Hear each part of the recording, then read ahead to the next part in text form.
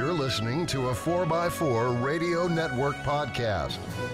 Commonwealth Classics is the sponsor of this month's Centresteer podcast. Commonwealth Classics is a direct importer of classic vehicles from Europe and South America and has a rotating collection of rare and unique Land Rovers. Their showroom is located in Virginia, just 45 minutes from Washington, D.C. Visit www.cwclassics.com to view their inventory of classic vehicles. And thanks to Commonwealth Classics for their continued sponsorship.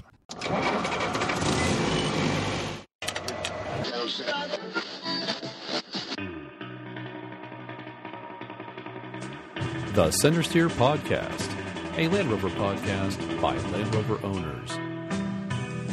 Welcome to the Centresteer Podcast for October 2020, podcast number 91. Gentlemen, we are 9 away from triple digits. Just giving you the warning. This is the first Land Rover podcast on the planet. Centresteer is a podcast by, for, and about Land Rover owners. I'm your host, John Costage. Joining me via Zoom, Harold and Morgan. Welcome, gentlemen. Hey. How's it going? Are we doing an official countdown to 100 then? Is that what you're saying? I think so. Are we? Are we going to do anything for 100? That's what, 9 episodes away? That's almost a year. I don't know. That'll be just triple digits. Seems like some sort of milestone, doesn't it? I guess, yeah. Dixon and Brian unfortunately couldn't be with us today. Hopefully they'll join us again next month. Our guest this month, though, is Matt McCune of Montana Rovers. We had a great conversation about the Montana Land Rover community and Matt's Land Rover history. David Short has the end of his cross-continent journey in Oxford and the Mar Rally. As always, thanks for your comments, likes, follows on Facebook, Twitter, Instagram, and email. The podcast is now available on YouTube under the account Centresteer Podcast. It's another way for you to listen, and no matter what is your primary way of listening, feel free to subscribe to all of them. It would help us just to let people know that the podcast is out there on all the different platforms.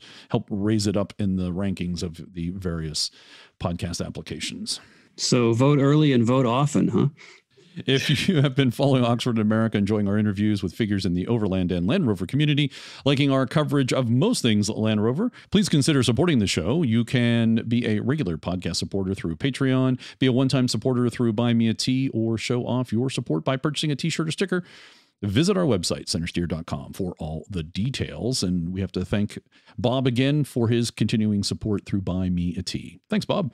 We've also added a voicemail feature to the website. You can record your comments or questions and enter your name and email and send it in. Most likely we'll include the audio on the podcast. There's a big red button that says send voicemail on the website. And I've actually had several people use it. I have to send out a shirt. Rover Kids will be back in December. If your kid is interested in talking with us for Rover Kids, get in touch. We'll sort everything out, probably by a Zoom. And the kids probably already know how to use Zoom, right? The kids will show you in case you don't. That's right. That's right. And a personal review of the 110. I took a test drive yesterday in the Pittsburgh area of a 20. Is it? I guess it's a 2020 Defender 110 HSE. The Defender. I guess it's just the X. Is that the X edition? Was the one was in the showroom? Looked at that, and then got a test drive of the HSE. And my hot take on it, as I said to Bill Burke on Facebook, was I felt like I was driving an armored up old 110 because it just has bulk to it. It is, as everybody has said, it's bigger in person, and then when you sit inside it, it is massive. It feels massive to me because the bonnet's shorter, but it's higher than what do I say? OG 110, traditional 110, Legacy Defender. A legacy. Oh, thank you, Legacy Defender. I like that. The Defender Classic. Oh, Defender Classic even. No.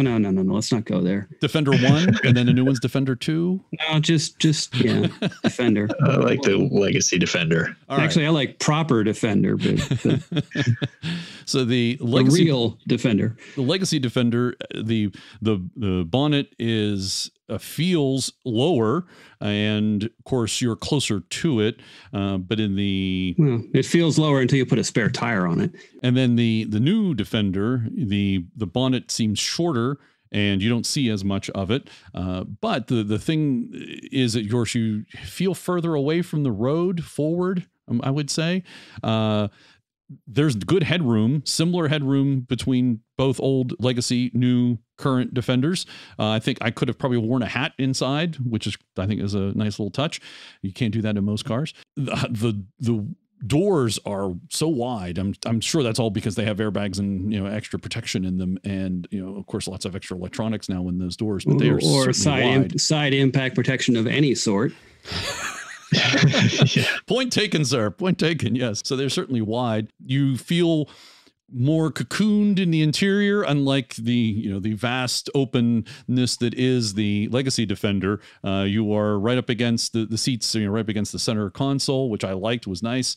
A lot of room there. The center console with the giant cubby that reminiscent of the legacy Defender is very nice, looks good. The driving position was great. The mirrors were very bulky, which I think we've learned in the past. They are designed to be more aerodynamic than you would expect them to be, but they still feel very bulky. It took me a little time to kind of even get used to them. I'm still getting used to the word aerodynamics being referred to in the same paragraph as any kind of Defender. The clear sight rear view mirror is fantastic, even better than the third party one I have in my legacy Defender. It was just fantastic. Of course, in the excitement of driving and you're trying to get used to everything, I used it a bit, but probably not as much, but very cool. I think it's an option. And I would highly recommend that as an option. If I think it's an option, I don't think it's a standard item. Highly recommend that one. Does it also have the forward-facing dash cam on it? It has several cameras, and unfortunately, again, in the excitement of doing all this, I forgot to ask about looking at all the cameras. I know it has a backup camera, and I know it has that clear sight, and I know it has the, assume on the HSC it has all the cameras you can use, especially for off-roading, but I don't think it has any like a forward-facing camera to see what's coming at you like a dash cam would. There is a symbol on the camera symbol on that rear view mirror, and I said, "Oh, does it record?" And the salesperson said, "No, it does not." And I thought, "That was interesting. It doesn't." You think it would record because a lot of the dash cams, that's what they do. They record stuff, but well, that's kind of the point. Yeah, exactly. So you kind of think maybe they should record. Maybe that's an option down the road. A dash cam, if it's not recording, is just looking out the front window, which you could do for yourself. One would hope. Well, yeah, you could. Doesn't mean you will, but you could. The biggest thing about that, about the new Defender, is it goes, and boy, does it go. Acceleration. I had one of those moments where you're going down the highway and you look down and you're going 20 miles more than you thought you were going, because I think I was doing 63. Didn't feel like 63. It felt like maybe in the 40s. Oh yeah, and it still had more to go. I think pushed 80.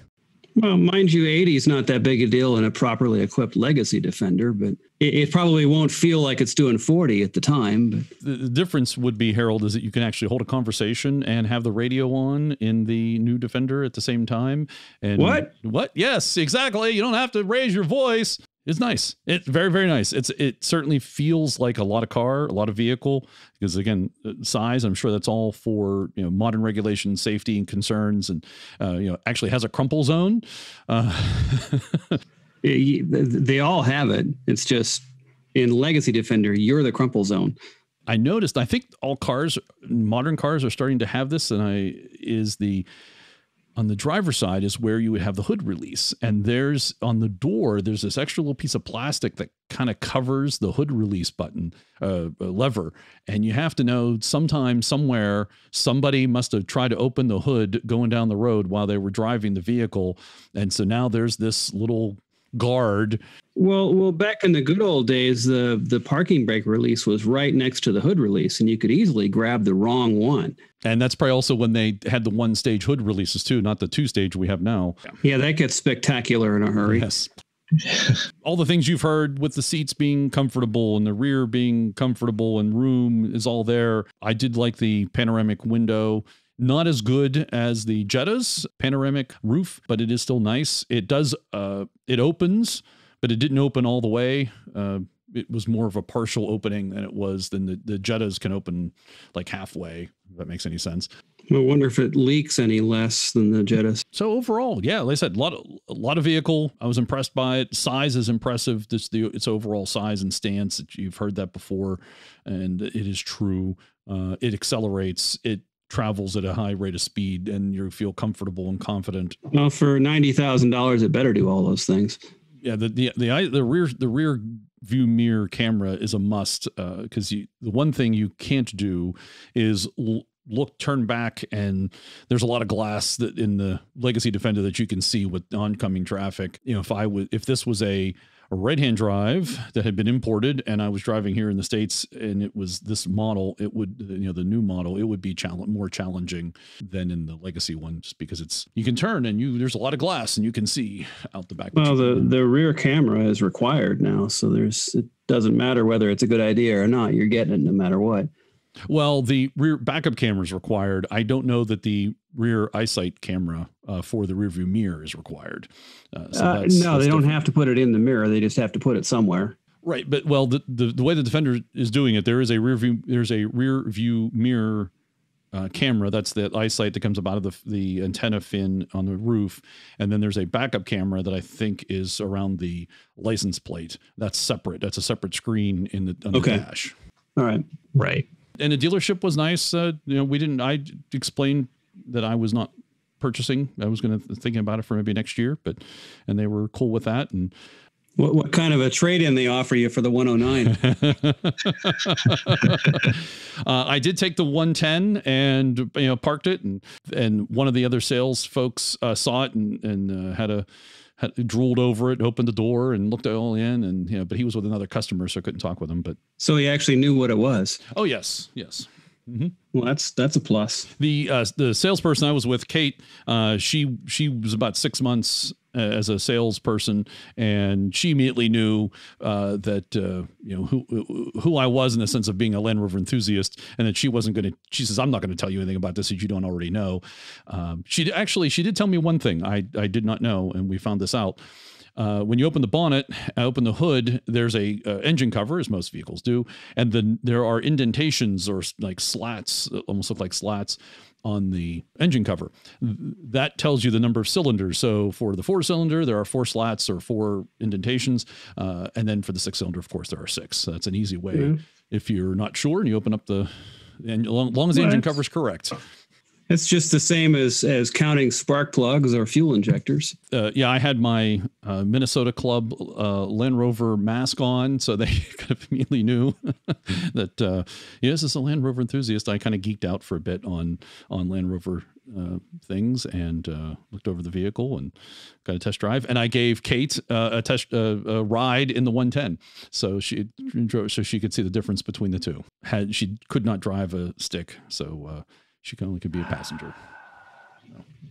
So all around a good experience. It was if you get yourself down to a dealership and ride one, I'd recommend it. Even a little good afternoon and some good clean fun. Yeah, the emphasis on clean because they have no off-road course at this dealer. Yes, unfortunately, this dealership did not have an off-road course. They're relatively new, so I suspect that that may be coming down the road. At least I would hope it is, because you'd certainly want to try those kinds of things out. Yeah, I just went on the road. There was nothing close to any sort of off-roading. So I guess my short version hot take on the new 110 is that it feels like an armored up, bulky Legacy 110. All right, let's get into the news, shall we? First up, JLR reports physical Q2 2020-2021 retail sales. So retail sales for the 3-month period of ending in September of 2020 were significantly improved from sales in the preceding quarter, but continued to be impacted by COVID. The vehicle manufacturing plants at Solihull, Hellwell, and Nitra, as well as the engine manufacturing center, have now increased to 2-shift pattern to meet increasing demand, to a 2-shift pattern to increase demand. They've added a shift, apparently. Retail sales for the quarter ending in September were 113,569 vehicles. That's up 50% from sales of 74,000 in the prior quarter, while down 12% from pre-COVID levels a year ago. China sales were particularly encouraging, up 14.5% on the prior quarter and 3.7% year on year. So that's the same period from 2019 to 2020. The month of September also saw sales up 28.5% year on year in China. Retail sales for the other regions also significantly improved from the prior quarter, including the UK, up 231%. Europe was up 78%. North America up 21%. And other overseas areas were up 35%. However, sales in those regions have not yet recovered pre-COVID levels from a year ago. The UK sales are down 2.9%. North America's down almost 16%. Europe's down almost 20%. And overseas markets are down 30%. Quarter to quarter, from the second quarter or the first quarter to the second quarter, things are up, looking up. But comparing to last year, things are down. Yeah, no surprise. And considering down 12% at this point is not really all that bad. And plus they've added that second shift at the plants, and it looks like they've sold 4,508 units in the month of September for the new Defender. So I think that's a good sign. And then so things looking well, but they're also, as we know, not so rosy and positive and uplifting as we would like them to be. JLR's new chief plans deep cuts to product lineup. And this is certainly in the rumor category. JLR's new boss could slash the car maker's product range, even ditching its forthcoming electric XJ saloon, according to the Sunday Times. Former Renault chief executive Thierry Bolloré is believed to be mulling deep cuts to its lineup, with up to 6 current and planned models facing the axe. Sources say he has 2 to 3 months to make a decision on whether to continue with the electric XJ or pursue a fundamental shakeup of the Jaguar brand. He is understood to have raised concerns about persistent losses at Jaguar, which have been subsidized with profits from Land Rover. Bolloré is understood to be considering halting the XJ, despite JLR and its suppliers having spent tens of millions of pounds on tooling for the new car. It has limited sales prospects, with Jaguar hoping to sell 38,000 a year. Bolloré is considering ditching 2 more models, a Range Rover and a Jag SUV. They were also due to be built on the same platform, I think, as the XJ Saloon. Also at risk are its Jaguar XE and XF saloons, sales of which have disappointed, and its Discovery Sport SUV, with similar characteristics to a number of the other SUVs. And Bolloré is believed to be keen to move Jaguar more upmarket to take on Tesla. He is also understood to have raised concerns about the pace of electrification at JLR and expressed surprise about the prospect of no all-electric Range Rover anytime soon. New boss in town, shaking things up. Yeah. Well, I think pushing Jag upmarket would be a good thing, especially if you want to compete with Tesla. It could be the electric leader in the corporate fleet and push the new electric technologies through Jag. I think that makes some sense. And as far as cutting some models out of Land Rover, while it kind of hurts as an enthusiast, I think there's proliferation of stuff there to the point where it's confusing. So I think thinning the offerings might make some sense.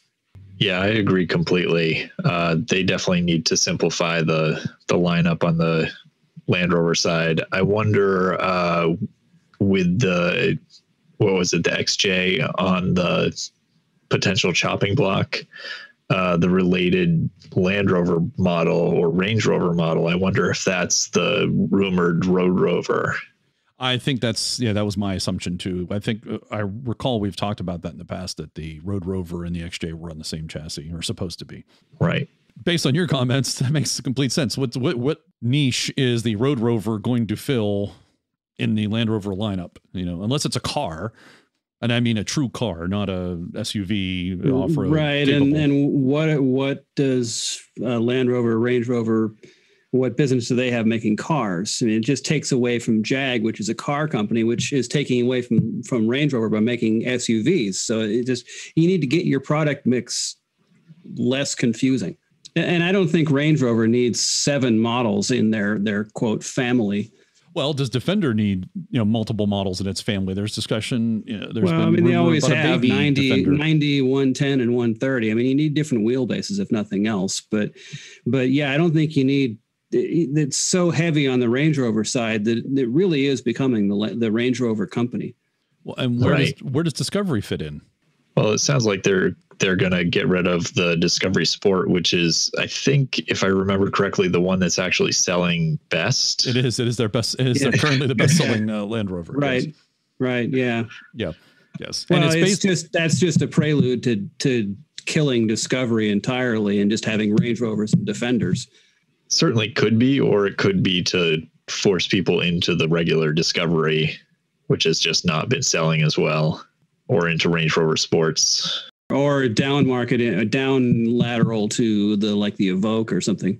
If you want to stay with something a little more compact, you go over to the Range Rover side and spend more money. Well, I think this all shows that what we've been saying all along is there's confusion, and they almost seem to be filling niches versus filling, segments. Sedans and SUVs are segments.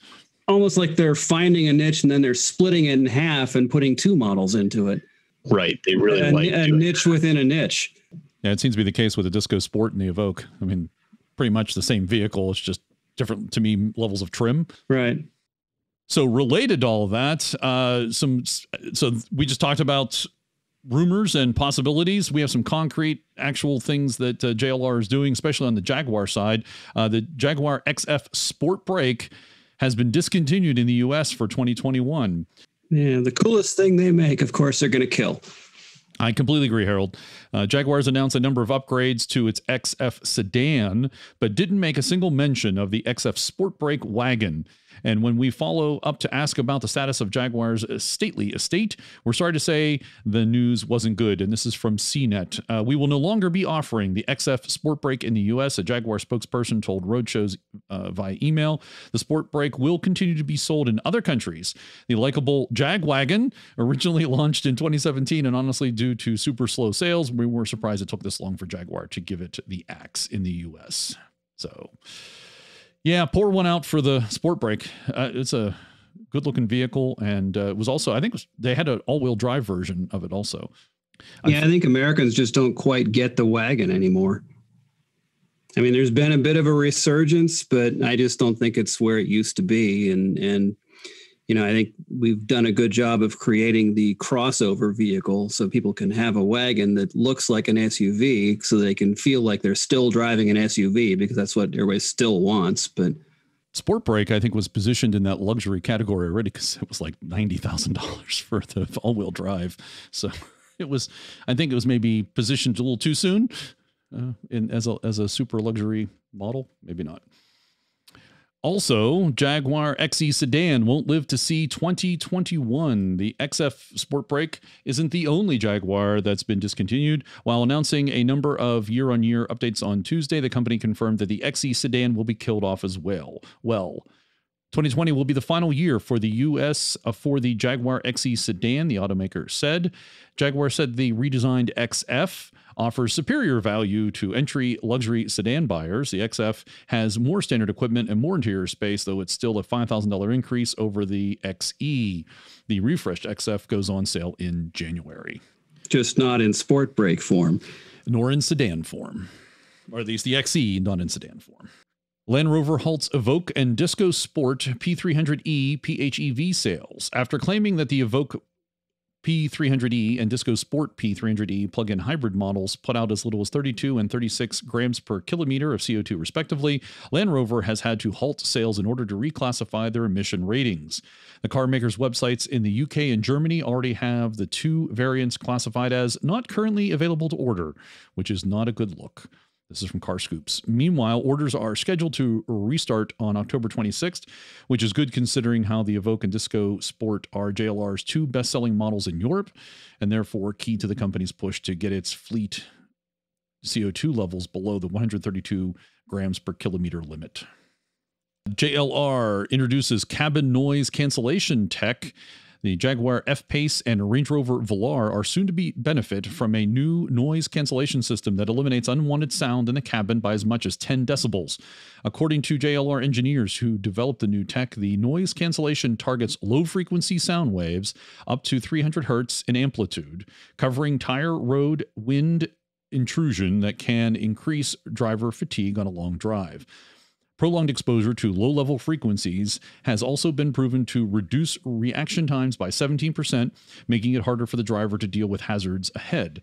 Targeting the unwanted noise, the new tech works by using microphones mounted on each wheel that actively records the intrusive background racket in real time.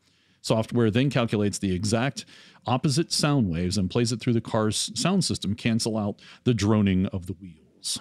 So if somebody wants to hack the infotainment, which I guess is possible, they could make more road noise in the car by flipping it in reverse.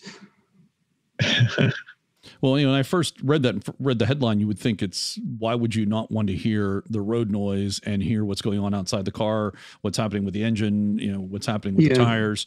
But I want to hear engine and drivetrain noise for sure, because that's the best part of the show. But some of the road noise, I could see getting rid of some of that. Right. And I didn't realize that it makes sense, though, that it would impact your reaction time. And especially if you're on a long highway trip, you get to that droning noise, and it could, lull you into a little, be more relaxed and maybe not pay attention as much. So I guess that made some sense to me when I read that part of it. I guess it enhances the monotony or something. Now, here's the thing. Can someone create a third-party application that we could put that on to a legacy Defender? And then like at highway speeds, we have microphones at each of the wheel, and then only at highway speeds, because you wouldn't, when you're doing some rock crawling or off-roading, you'd still want to hear what's going on. But maybe at highway speeds, you could then have the noise cancellation going on through this. Do you think that would work? You have to have quite the PA system to balance that out. Set up to. You'd need a bigger alternator to run the amp for it.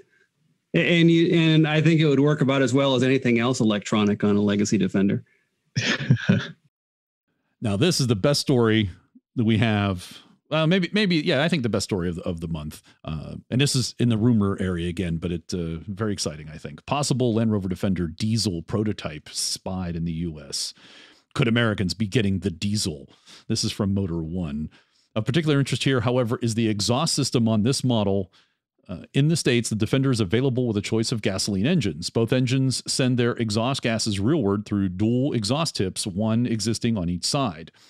However, the Defender spotted here, the new one, doesn't feature that. Rather, it has a pair of exhaust tips exiting to the left side of the SUV. That means something because across the pond, Defenders with a 3-liter twin turbocharged diesel have the same exhaust setup. Overall, power isn't as hefty as you get with a gasoline 6, but the broad, meaty torque curve is what off-roaders dream about. This leads us to one of two conclusions.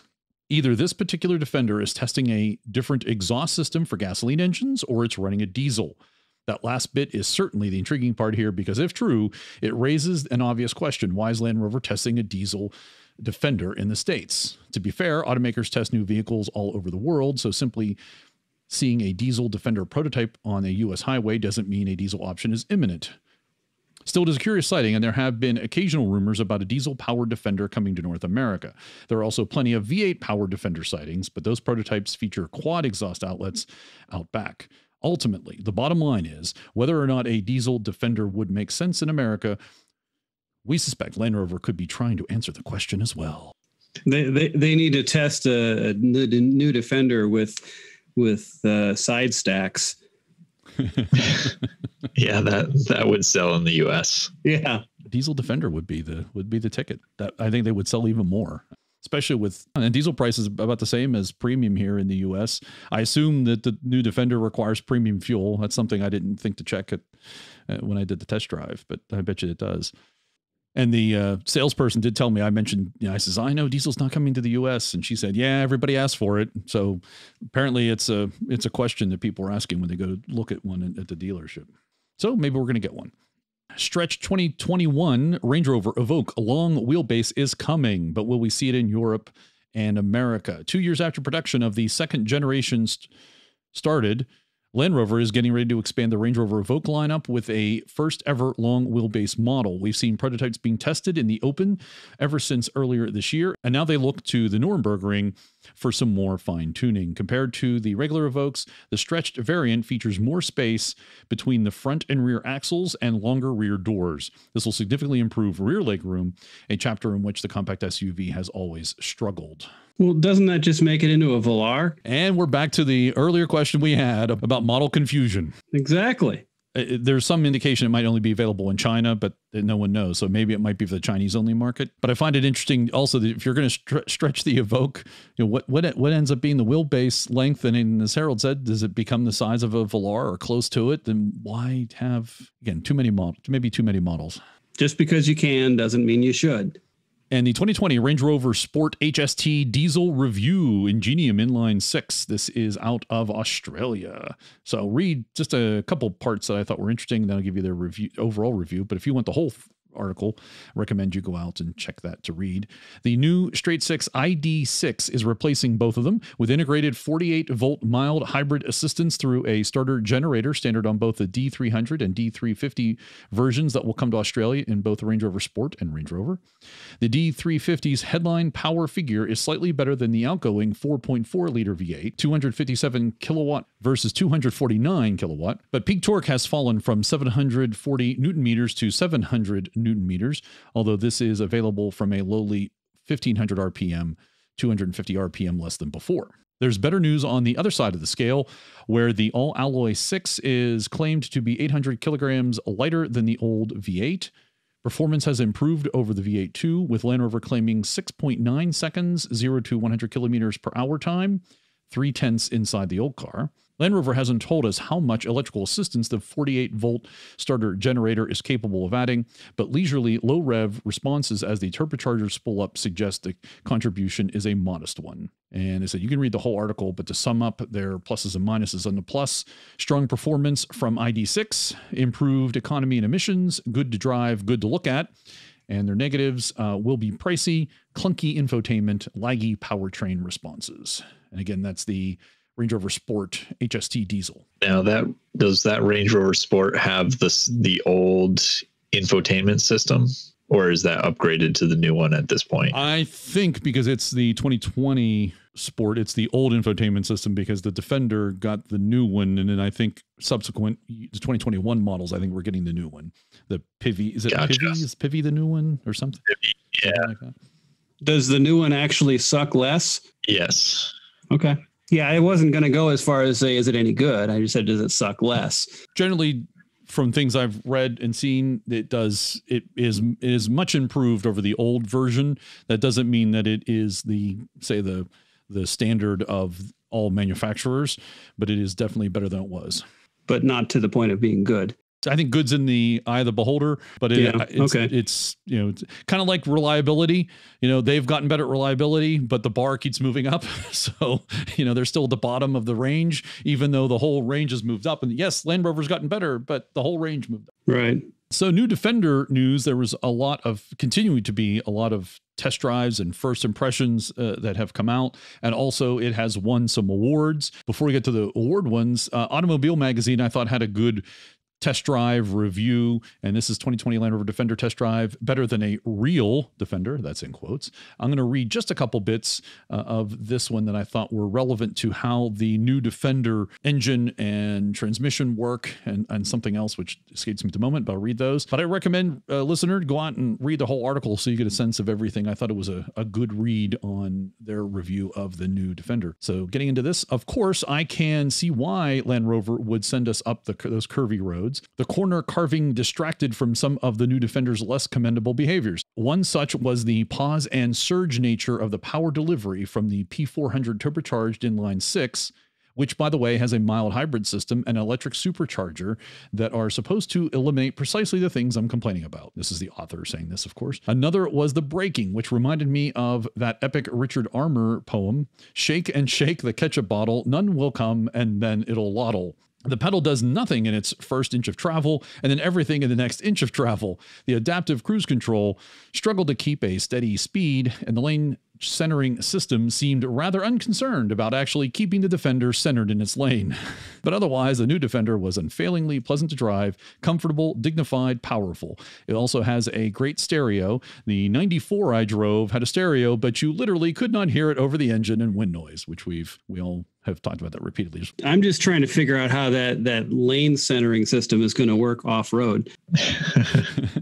And one of the other bit here to read, my only complaints are the same ones I had on road: the nothing then everything response of the brake pedal and the tendency of engine power to come on strongly and suddenly. Light throttle acceleration was fine, but the automatic transmission held the gears too long, often well past 3,000 RPM, and when it did finally upshift, the Defender would surge ahead. 1-2 upshift nearly launched me into the Defender ahead of me. Land Rover's off-road tuning is about the best in the industry, and how they missed this is a mystery to me. And then to his conclusion here. So in conclusion, no, I don't think the new Defender ought to carry the name of its predecessor. The old Land Rover Defender was a dedicated off-road machine with all the complexity of a pickaxe. It would take you anywhere off-road and torture you everywhere on-road. The new Defender is quiet and comfortable, good-looking and family-friendly, and as adept at driving the Baja 500 as it is at driving to Baja Fresh. It's a truly remarkable vehicle. Naming it after that miserable old Defender is almost an insult. But I do recommend you go out and read the whole thing. That was a good flavor of that article. An insult to the old Defender, but that's, I guess that depends on your opinion too. And that's why I recommend you read the article to get a sense of the whole thing. Now I'm curious about the grabby brakes, because I've seen that in several reviews. Did you experience any of that when you did your test drive? The thing about brakes that I've learned, long ago is every brake system is different. And certainly, and new brakes, of course, even on your own car, take time to settle in, or you have to get used to them, and so they're all very different. So I like to test the brakes driving a first car, or if someone's driving mine, hey, test the brakes first so you see where they'll grab and where they won't, and that kind of thing. My 110, the Legacy 110, they're a little spongy at the moment. As we started the test drive in the new Defender, it was like, hey, I'm going to test the brakes now before we even left the dealership. And I no sooner did I put the brake on, the thing stopped. It was like, so there was an instant grab. Does that mean it is the grabbing everybody's talking about versus my experience with my Legacy Defender versus the new brakes and a new system and a better system? I don't know. The rest of the trip, I didn't feel they were grabbing. I will say that. So maybe the issue then is just what people are getting out of to get into the Defender and what they're used to. I don't know. And this is, exactly. It's based on my experience of driving it for all of 15, 20 minutes. Did it grab since I got in it and tested the brakes? Absolutely. I didn't jam them on either. I just did a light, I was figuring them out and just testing them. And man, they did grab. Yeah, I have that problem with my 3/4 ton Dodge. Every time I get in that after being in a Land Rover, I about put myself through the windshield. And then also the new Defender won awards from 2 magazines. In Britain, the Britain's Best SUV 2020 Land Rover Defender. And this is why the Land Rover Defender won. No other SUV can claim to be as versatile across such a wide spectrum, nor as capable on road as off it. Britain's Best Car Awards, Autocar magazine had this. I'm not going to read the whole thing. I'll let you listeners go out and check it out, but just be aware. So you're aware that happened in the UK and in the US. MotorTrend named Land Rover Defender the SUV of the year. Read just a sentence or two, I think, of this one. You will be forgiven for assuming the judges of our 2021 SUV of the year competition simply walked around the parking lot filled with 28 new and refreshed SUVs and pinned the award on the Land Rover Defender without starting a single vehicle. Unlike most of this year's field, the all-new Defender actually looked the part of a proper sport utility vehicle. Even during this global crisis reality, we put all 28 contender vehicles, including variants, through a slew of instrumented and evaluative tests, checking everything from acceleration and handling to second-row passenger space, from fuel economy to infotainment intuitiveness. Say that 3 times. In doing so, we cut our list to 6 finalists, then dove back in for a round test, among other things, rough road rides, switchback cornering, and smart cruise control at highway speeds. At the end of the less than ideal process, one SUV stood roof rack and rear views above the rest.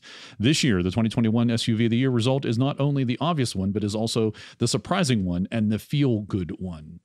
And there's a long article from MotorTrend you can read all about why they named the 2021 MotorTrend SUV of the year. I'll let you guys read it, but it was good. It was very enthusiastic. I like how you said that. You're right. Exactly. That's a good way to put that. It was very enthusiastic. I think the other nice thing about that is it didn't seem like they went in with an attitude of all the concerns that people typically have about the old model and bringing those with them to the current model. You didn't feel that, which was nice. Or at least they didn't talk about it. Then, so all those accolades and positivity, there was some negativity out there. You may have heard of this one. The Fast Lane has recently purchased a long-term Defender from Land Rover in the United States, but disaster struck 48 hours after taking delivery, 2 days and 167 miles, which goes to show that Land Rover's reputation for bad reliability isn't based on rumors. And that's from Auto Revolution. That's their bringing their attitude and past experience in. But yeah, it looks like the Fast Lane they purchased a Land Rover Defender from their local dealer. They took it off-road, had a great time with it. They said they were, they're in their evaluation period. and they wanted to have it for a long-term test. And then check engine light came on after, I think 40 hours, I think they said. They ran the codes themselves, then took it into the dealership, and they identified a problem which eludes me here at the moment, trying to read the article and talk to you at the same time. But then fixed it, took it back out. They had problems with the cameras, wouldn't come on. And so they took it back to the dealer, and they found that there was a greater problem. And subsequently, they've had to order a part from the UK. And I think that was a Friday. We're recording this on Sunday, the 25th. And I think on Friday, they were supposed to get that part in. There's a whole 9-minute video we'll have a link to if you want to check that out about what happened, what they say, the good and the bad. Okay, mostly bad, about our broken new Land Rover Defender from the fast lane. One person's experience, which unfortunately they're a online publication in the journalist category of, and they've had a problem. So it's not a good look. Yeah, I don't think this is the heritage of the Defender that they were looking to preserve. Yes, I give you that. No, probably not. And it was the lowest end model that they had chosen, with the steel wheels, which look really sharp. Yeah. And they got a small number of options and on it, but they said they were having a great time with it. Just that the check engine light came on. Most things run really well and are a lot of fun until they don't. Oh, it was the air to fuel ratio for cylinders number 2 and 3 was in disparity.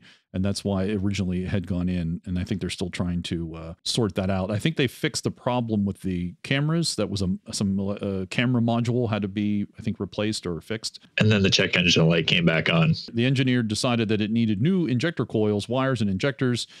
And on that bombshell, but again, this goes back to a comment we've made several times. Land Rover's gotten better in reliability. It shows. I think the new Defender, you hear occasional issues. I've seen some others on Facebook where people have had the car and immediately had an issue, but they've gotten better, but also the whole industry has gotten better. Again, that range of reliability has just gone up, and while they're probably 10 or 15 years behind, and it's better than it was, but not as good as everybody else. It's like traveling through space, and their speed has gone up. They're approaching light speed, but everyone else has already gone to plaid. I'm not seeing a lot of new Defenders having issues, at least on the Facebook and that I've seen in Twitter, that there's been a lot of problems. So there's just been, at least the ones I've seen, onesies and twosies, doesn't seem like a bigger problem. And you'd hear about it on Facebook and Twitter if there were problems out there. Yeah, and I've seen just a couple of software glitches reported, not so much on the hardware side like this is. Which goes back to the reason that they put in over-the-air updates capability, so they knew there were going to be problems, that those need to be fixed as quickly as possible. Really good customer service at that point. Yes, it raises the cost of the vehicle, and ultimately it's a good thing for the vehicle. Well, but if it lowers service costs, then it's worth paying a little more upfront to have a cheaper service experience, so that the overall cost of ownership is better. For sure. So that's the main news for current models. We have some news about a heritage model. Yeah, I know you've heard of Oxford, but Really? What's that about? Let me tell you, it goes back to 1948, Harold. Is that blue one? Which blue? Yes. Oxford won the Historic Motoring Award Car of the Year. And this is from Octane magazine out of the UK.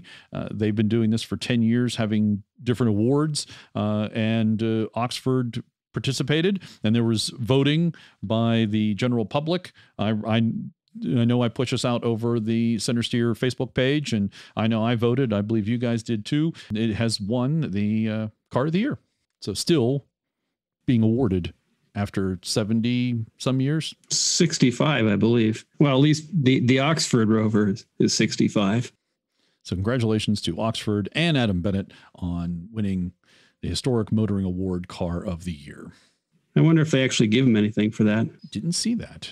Show up and collect his gold-plated gear or something. That's right. Last year's Car of the Year was the 1939 Bugatti Type 59/50B. Hard to argue with a Bugatti. They're something special, at least back then they were. All right, so that is the news for October 2020. And now back on the Centresteer podcast is David Short with our Oxford in America update. This may, in fact, be the Is this the final update, David? Pretty close to the final update. We're almost done. So the last time we talked, you were in Tennessee on the last leg of your journey across the continent, driving Oxford. How did that work out? And then that takes us to you ended up at Mar, and I know that was successful. So we won't hold the listeners back on knowing that everything was fine. You did get to Mar. Absolutely, yeah. So as the trip went on, I think when we last spoke, we talked about we had a couple of problems with the truck, some small issues as we were kind of working through them. But as a trip goes on, the more you throw wrenches at a problem, the problem starts to go away. And the truck started to improve the way it was driving, improve the way it was handling. Reliability started going up. We never fixed the massive oil leak out of the overdrive. However, our kind friend, Ray Wood from Rocky Mountain Overland up there in Vancouver, he's called me a couple times. We're working through a couple of issues, and I think I have an idea what will fix it now. That'll be the last installment. If I do get that fixed, just stall throwing small things at it. But we left Tennessee with a good crowd. We bumped into the Tennessee Rover Enthusiast Club at Lynchburg, Tennessee. I think we talked about that last time. Down there at the Jack Daniel's distillery, we had a good time with those folks and left there. Moved on into North Carolina. We left Tennessee and get North Carolina and got to Asheville, to the Biltmore, the Vanderbilt estate.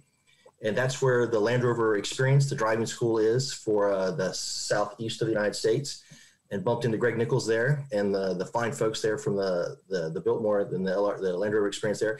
Great event there. We showed up, like everything with the trip, we showed up, rushed around 2 or 3 o'clock in the afternoon, got things packaged around, washed our hands and face, and went over to the meet and greet. Land Rover Asheville, the dealership, had a customer appreciation event there from like 5 to 7, 4 to 6, something like that. But they had a bunch. It was the first time I've ever seen so many new Defenders at one spot. All these folks had bought new Defenders, and there must have been like 10 new Defenders at one spot. Now, John, wow.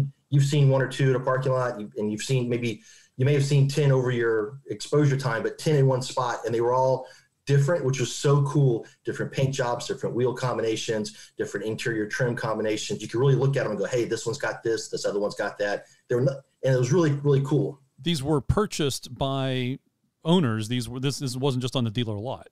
Right. These are all owner-owned vehicles. These are used cars. yeah. In a manner of speaking, absolutely, they were used cars. But some of them are really cool. There was kind of a base model there with some steel wheels on it. There was one with which is sexy looking, by the way. The steel wheel new Defender is sexy looking machine. Steel wheels are sexy on anything.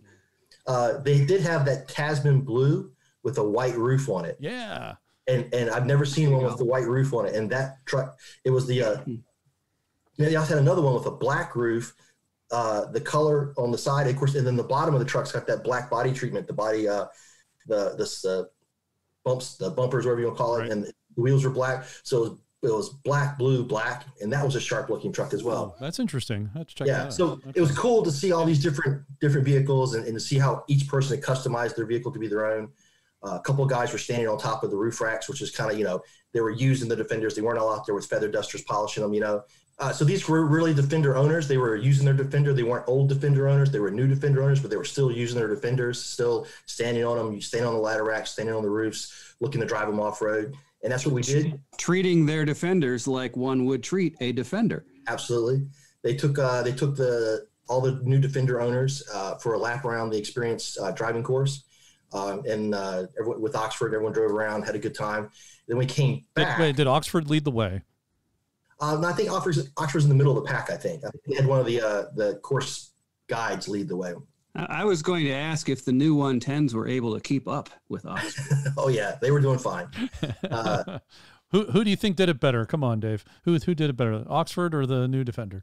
Well, let me get to that. Okay. It depends on whether you're talking about better in terms of proficiency or better in terms of style. Well, then Harold's right on it. So that group left, and then a new group came in after that, and this was a group of North Carolina club enthusiasts. They had opened the property up for 17 invite-only folks. They didn't want to have a big crowd there, and so these folks all came in. They were average Joe Land Rover people, our flesh and blood, our tribe. They were there. There's the old series trucks. There were new Range Rovers. There were Disco 2s, Disco 1s. The whole. It was the is what we see when we go to Land Rover events. You know, our good people. And we came out, everyone enjoyed looking at the truck. We all had finger snacks and all that. And we went around on the trip. Of course, like most of the trip, I did a lot of the picture taking. And my coach, co-pilot, Mike McCaig, did a lot of the driving. When I was picture taking, Mike was driving. And Mike has probably a driving style that would be very much appreciated by Harold. So I told the guys, I said, hey, let's get to some spot. We can get some cross axle. Let's get a big hole. Let's get something really exciting. And he found this spot, and the driver's car went through, the guide's car went through first, and he knows how to drive the vehicle to get the most spectacular wheel lift and the most biggest arch and flare. And they went through. It was really cool. And then Mike came through, and he stopped right by the other side of the obstacle. I'm all poised with my camera. And Mike takes one look at the obstacle and drives around it. Because nope, I'm turning back. Nope, I pass. He says, Oxford could have gone through that, but why would it? The goal was to drive around problems, not drive into problems. And so we didn't get any great pictures of Oxford doing big wheel flares or anything like that, because Mike's he's a very practical driver. He says, we're not going to drive into problems. We're just going to drive around them. Sometimes the best move is not to play the game. Right. There was a perfectly good bypass. Why would you miss it? Yeah. And so that's what he did. But a couple of path of least resistance. Yeah. The other guys came through, got some pictures of those guys, but it was a good night there. One of the better parts of the event was, that visit was the dealership put us up, Land Rover Asheville, good people. They put us up in the hotel, in the Vanderbilt Hotel that night. So, after coming in off the road and out of the rain, we enjoyed a real bed. Yeah, bed, hot shower, and we got a decent meal at the hotel restaurant. That had to take some getting used to, a bed that wasn't moving. Yeah, or leaking or whatever else. But so we left Asheville in North Carolina, and then kind of went up through the Blue Ridge Mountains the next couple of days. That was beautiful. Blue Ridge Mountains, if you guys have ever done it, it's always very beautiful, very picturesque. We were very excited. We finally saw a tree across the road on the Blue Ridge Parkway.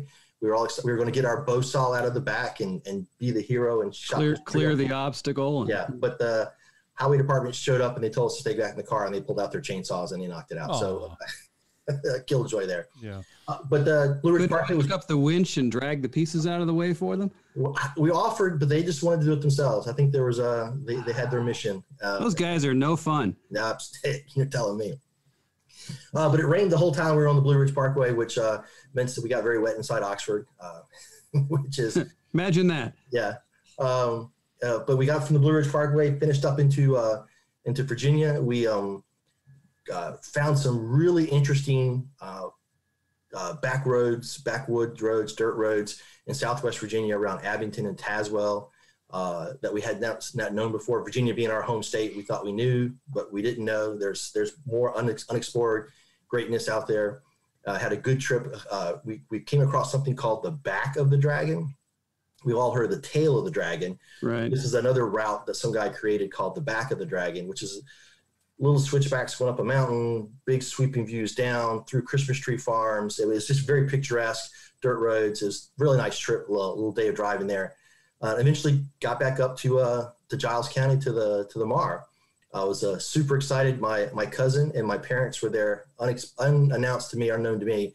They were there at the Mar waiting for us to pull in, and they took a bunch of pictures. Unfortunately, they took pictures of the other truck that was with us, Steve Hoare and Mark, with their truck called Mickey, and they didn't realize which truck I was in, so they took pictures of the wrong truck. But God bless family. You gotta love them. You have to. They were supporting you, Dave. They were there for support. They were, and they were good. But clearly they're not Rover people because they don't get it. Hey, Mickey's a cool looking truck too. A 107, same generation. It's not a bad truck at all. No, it's a cool truck, but it ain't Oxford. Right. I think actually the problem lies with you, Dave. You didn't teach them correctly. All right. The problem, yes, but it all comes back to me. I get it. Thanks, guys. Well, if they'd only spent 5 minutes on your Facebook page, they would have known what the truck looked like. Well, they were following. I just don't think that they have the the recognition and they at least didn't call it cool tripping your Jeep, David. That's true. That's a good point. Yeah. That's good. Yeah. Well, admittedn't, you're right. They, if they're not of the community, they may not know the specific details to look for. So, yeah, we shouldn't attack them too much. They were at least they were there in support of you, so which is nice. But at the Mar, it was a good time at the Mar. We had a socially distanced Mar, a Mid-Atlantic rally. It was a little smaller crowd. We still had about we had 85 trucks registered. I think about 75 attended. A couple people backed out at the last minute for a variety of reasons. There might be one of them around close by. Might be me. Might have been one of them. That's all right, but it always happens every year. Yeah. But we structured in some things with the Mar different this year. We had assigned campsites, which forced people to stay away from each other a little bit further. We had masks were given out to everybody along with hand sanitizer to help improve the mechanics of social distancing. We had a lot more porta-johns on hand, and we increased our servicing of the porta-johns to keep that part of the event cleaner and more hygienic. We didn't have a dinner or anything of that nature, but we did have a big speech at the end of the trip on Saturday night. Everyone was kind of scattered out in the field, kind of spread out, but we were sat out and stood on top of a trailer, kind of walked through some of the things. We had an interesting take on our raffle this year. Rather than buying and selling raffle tickets hand-to-hand combat with the ticket sales, and you see how that goes every year. Oh yeah, right? we know. Oh yeah, it's almost like a knife fight. Yeah. But it's exciting. It's fun. It's and we're saying the positive banner for those who have been there before. It's just a lot of excitement. Who wants to buy how many tickets? And I'm going to buy 10 now, then wait 5, and then buy 10 more, and then everyone wants to find the winning ticket. But we had our sponsors came through big with us. But we sold tickets online, virtual tickets. So you went to our club website and you bought tickets online, and you got a virtual ticket, no piece of paper, just got a number. And then we put the tickets in a spreadsheet. We put the prizes in a spreadsheet, and we randomized the two together. And so then when we went through at the raffle, rather than me calling out the winner of this new toy Land Rover is ticket number 1, 2, 3, 4, 5, 6, it was the winner of this new toy Land Rover is Harold Bissell. Insert name, yeah. Yeah, and he would say yes. And so it kind of took the suspense of who's got that number. It was someone's name. And but it was still, we passed everything. Everyone got a prize. It was our sponsors were great. Again, the normal suspects, Lucky 8, Rovers North, Atlantic British, those guys all came through for us again. Big hats off to those folks.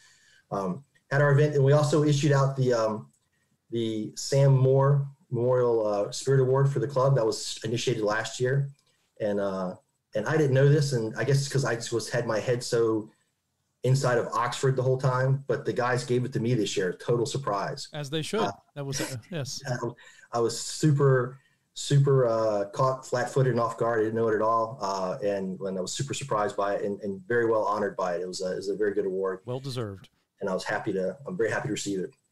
But the event was great. A lot of good trail rides.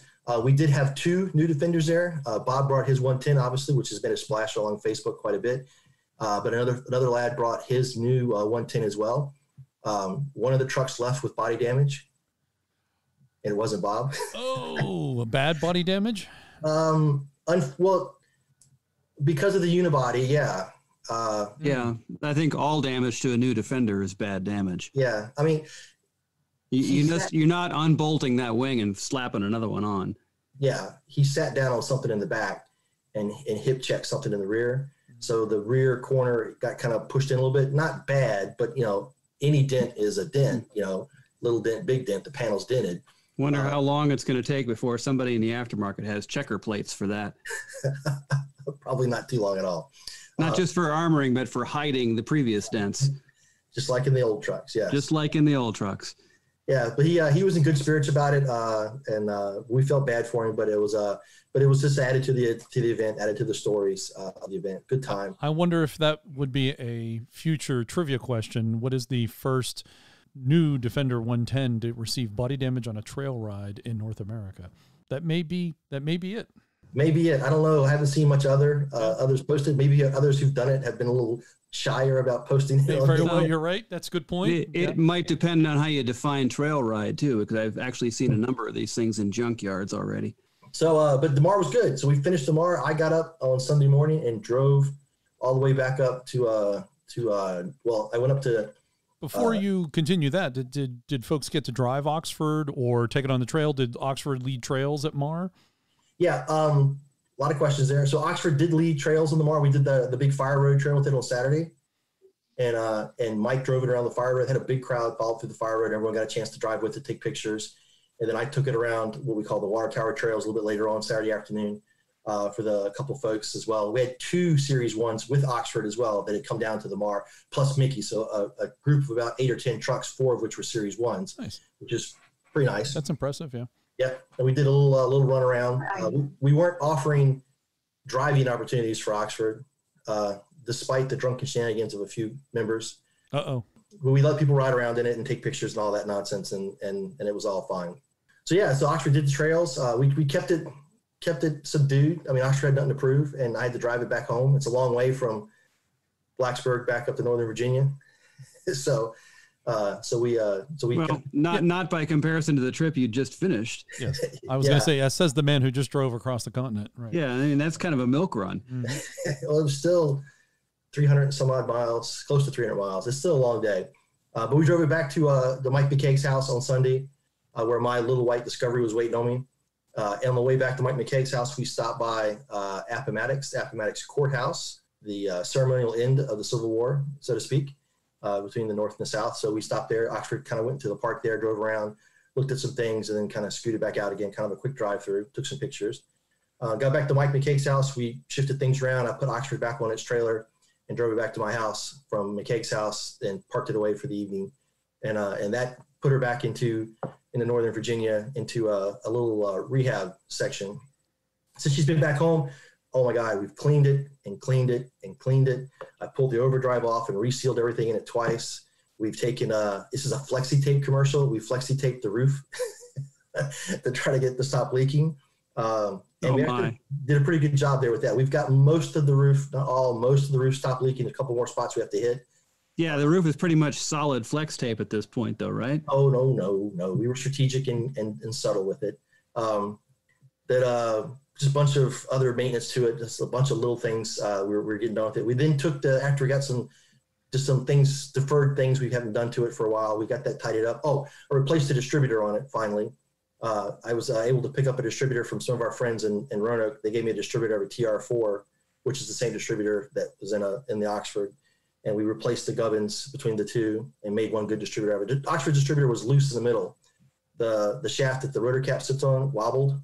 So when you get up to high RPMs, it lost the ignition sequence. It would just kind of fall apart. And you get a lot of dwell variations and a bunch of other weird stuff happening. It's not good.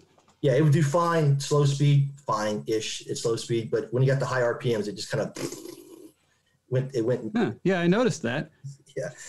So replaced distributor, and that cleaned that up.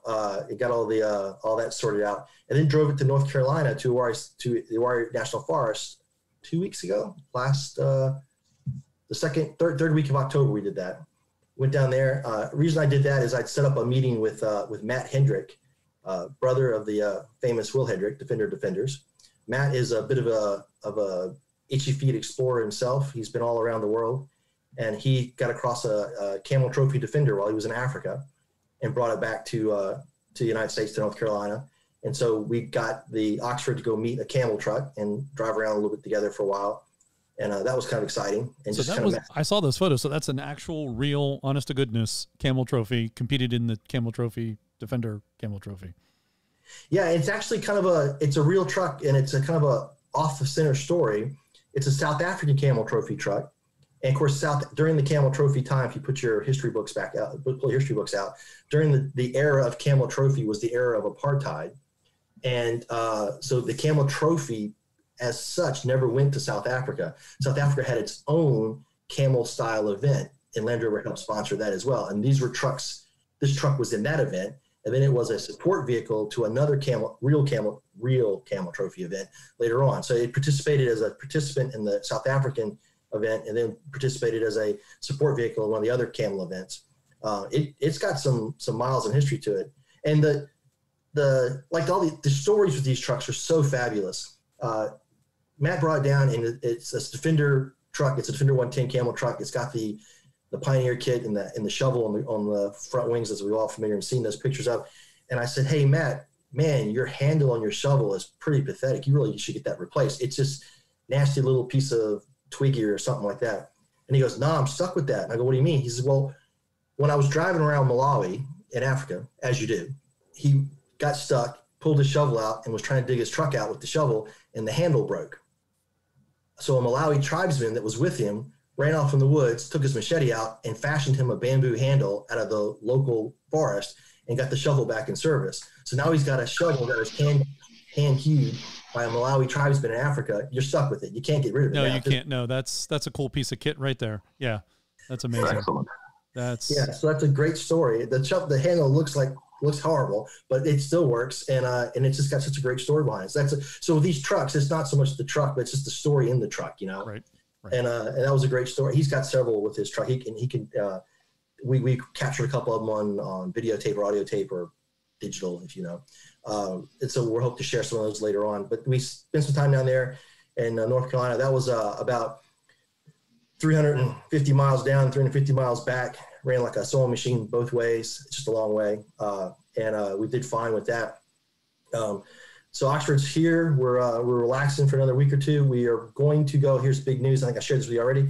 There's a television program, a motoring automobile enthusiast show on Maryland Public Television, the public broadcasting network, called Motor Week up in Maryland, and they have asked to have Oxford come up for an interview, if you will, a short segment. For those who don't know, Motor Week, think of Top Gear, but produced by public television. I haven't seen that show since the 80s. It's been around for a long time. It's still on. It's still on. It hasn't changed, Harold. It's still. Wow. Cool. It's exactly the same, like John said. Yeah. So it's what the original Top Gear was like before Clarkson and Company came into play. If that helps out. Yeah. It's subdued and well, as things on PBS tend to be. Exactly. But it's a good show. They do a lot of good factual content. They do. And they've got the staying power. They've been around for all this time. It's not because they're bad. It's a good show. Yeah.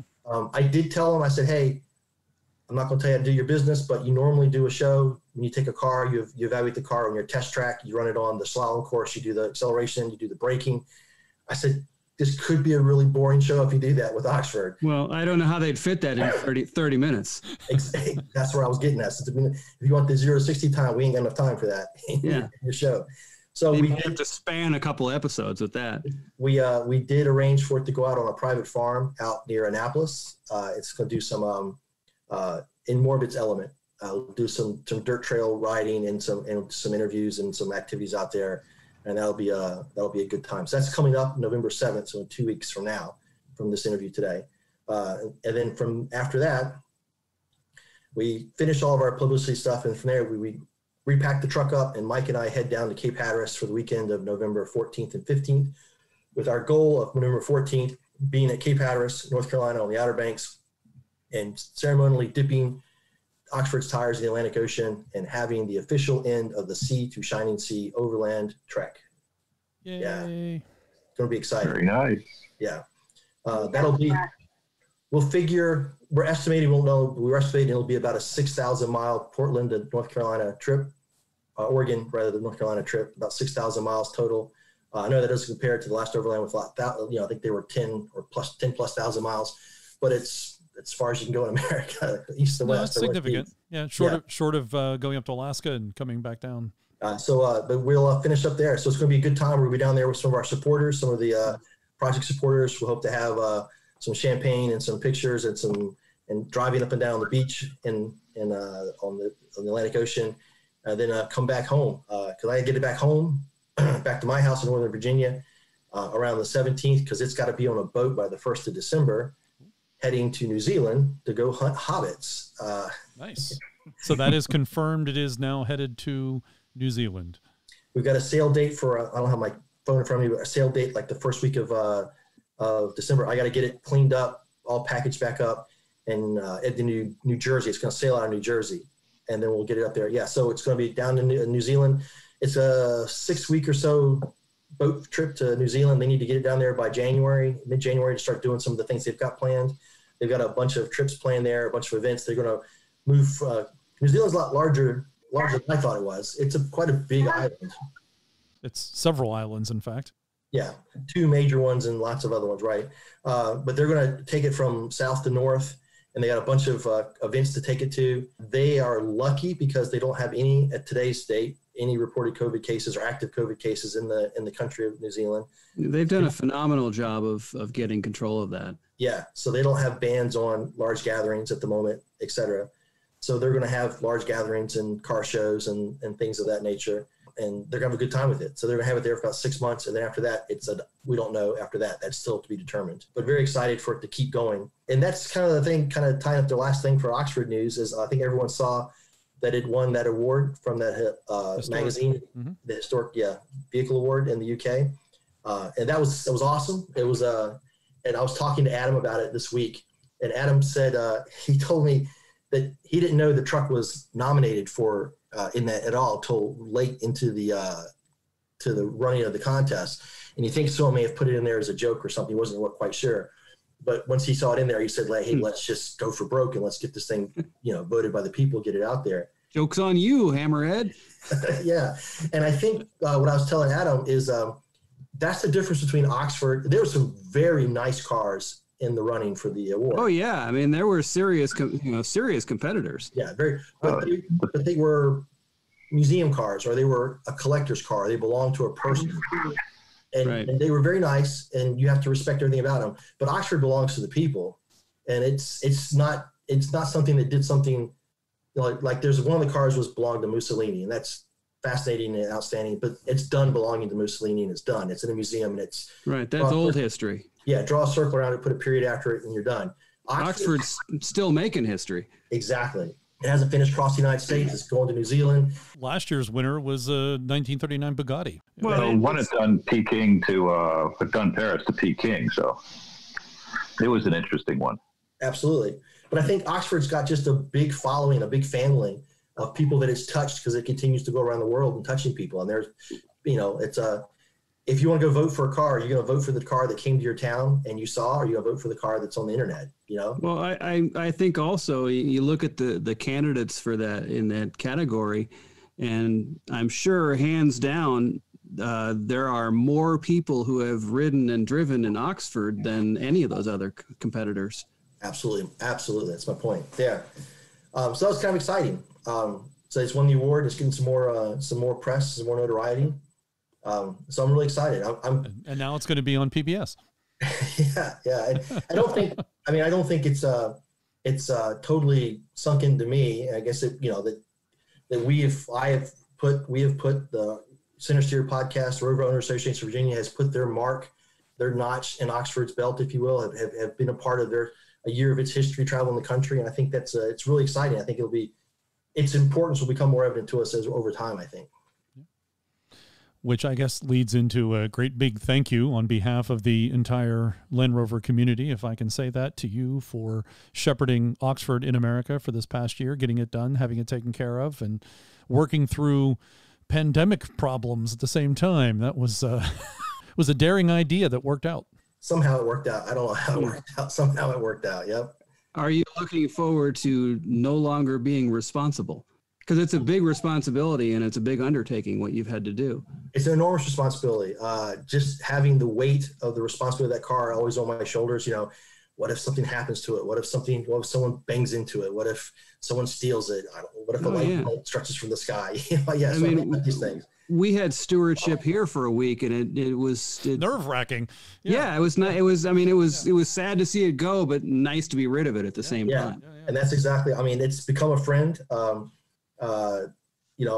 Like Mike McKay was talking the other day. He says he doesn't know what to do when he gets up in the morning. He doesn't have to put 90 weight in something. So it's, that problem can easily be fixed. I mean, you can find something to put 90 weight in, I'm sure. Yeah. So I'm sure we're going to miss it. We enjoyed having it around. I enjoyed driving it. I've gotten used to doing 40 miles an hour on the road. And my wife says I drive too slow now. Yeah, that's going to take some getting used to. So do you have one memory that you'd like to let folks know, maybe that your memory, and it could be small, it could be big, but like the photo behind the photo, obviously our listeners can't see, is you've got Oxford, looks like somewhere in Utah, I'm guessing. But is there a memory that like that one that maybe you'd like to share with folks that stands out to you?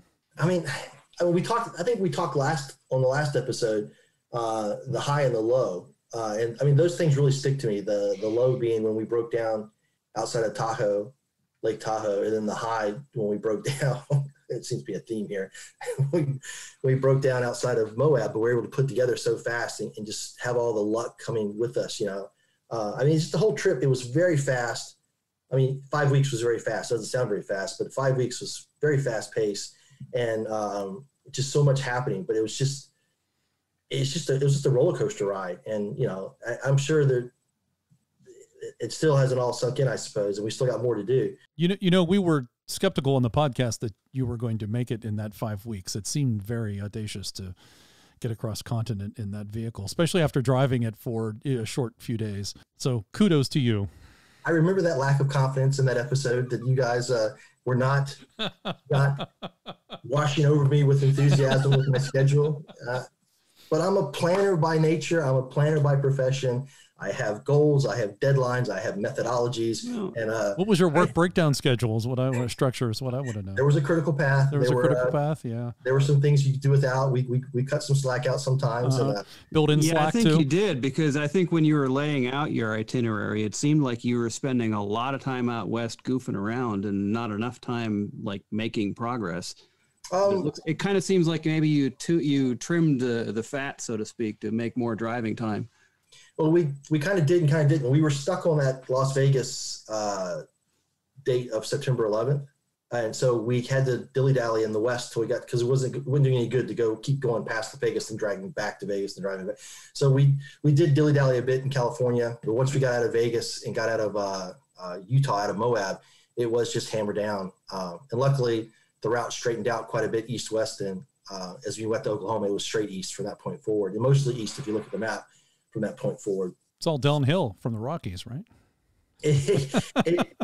That was so fun to leave the Rockies, because we struggled to get Oxford up these hills, climb after climb after climb. And when we left out of that last day out of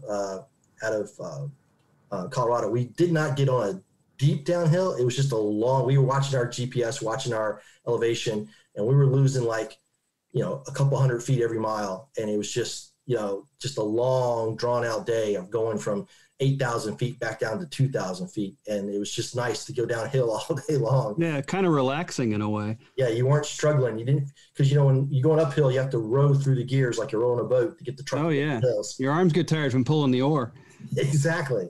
But going downhill, it was just put it in fourth gear, put your foot on the floor, and just let it roll. And it was just such a big sigh, a big breath out, of just kind of, now, and of course, you got the lower altitudes. The truck started running better as well, and everything of that nature. So that was a good change from the upper altitudes to the lower altitude. So, David, do you plan to have some sort of post Oxford in America video? That's something eventually we can direct our listeners to. Yeah. So we have a YouTube channel, Oxford in America, cleverly named. It's going to take a while for us to get our stuff out, but we're planning on having several 5-minute videos, kind of doing 5 minutes a time of the trip going across the country, maybe 5 minutes a state or something like that. Every couple of days in the 5 minutes, to keep it kind of light and interesting, but kind of chronicle all the high points as we go across. It'll probably take us, to be honest, it'll probably take 6 to 8 months to get them all out there. But if we do 5 minutes at a time, they'll be kind of trickling out like your favorite web series does, hopefully.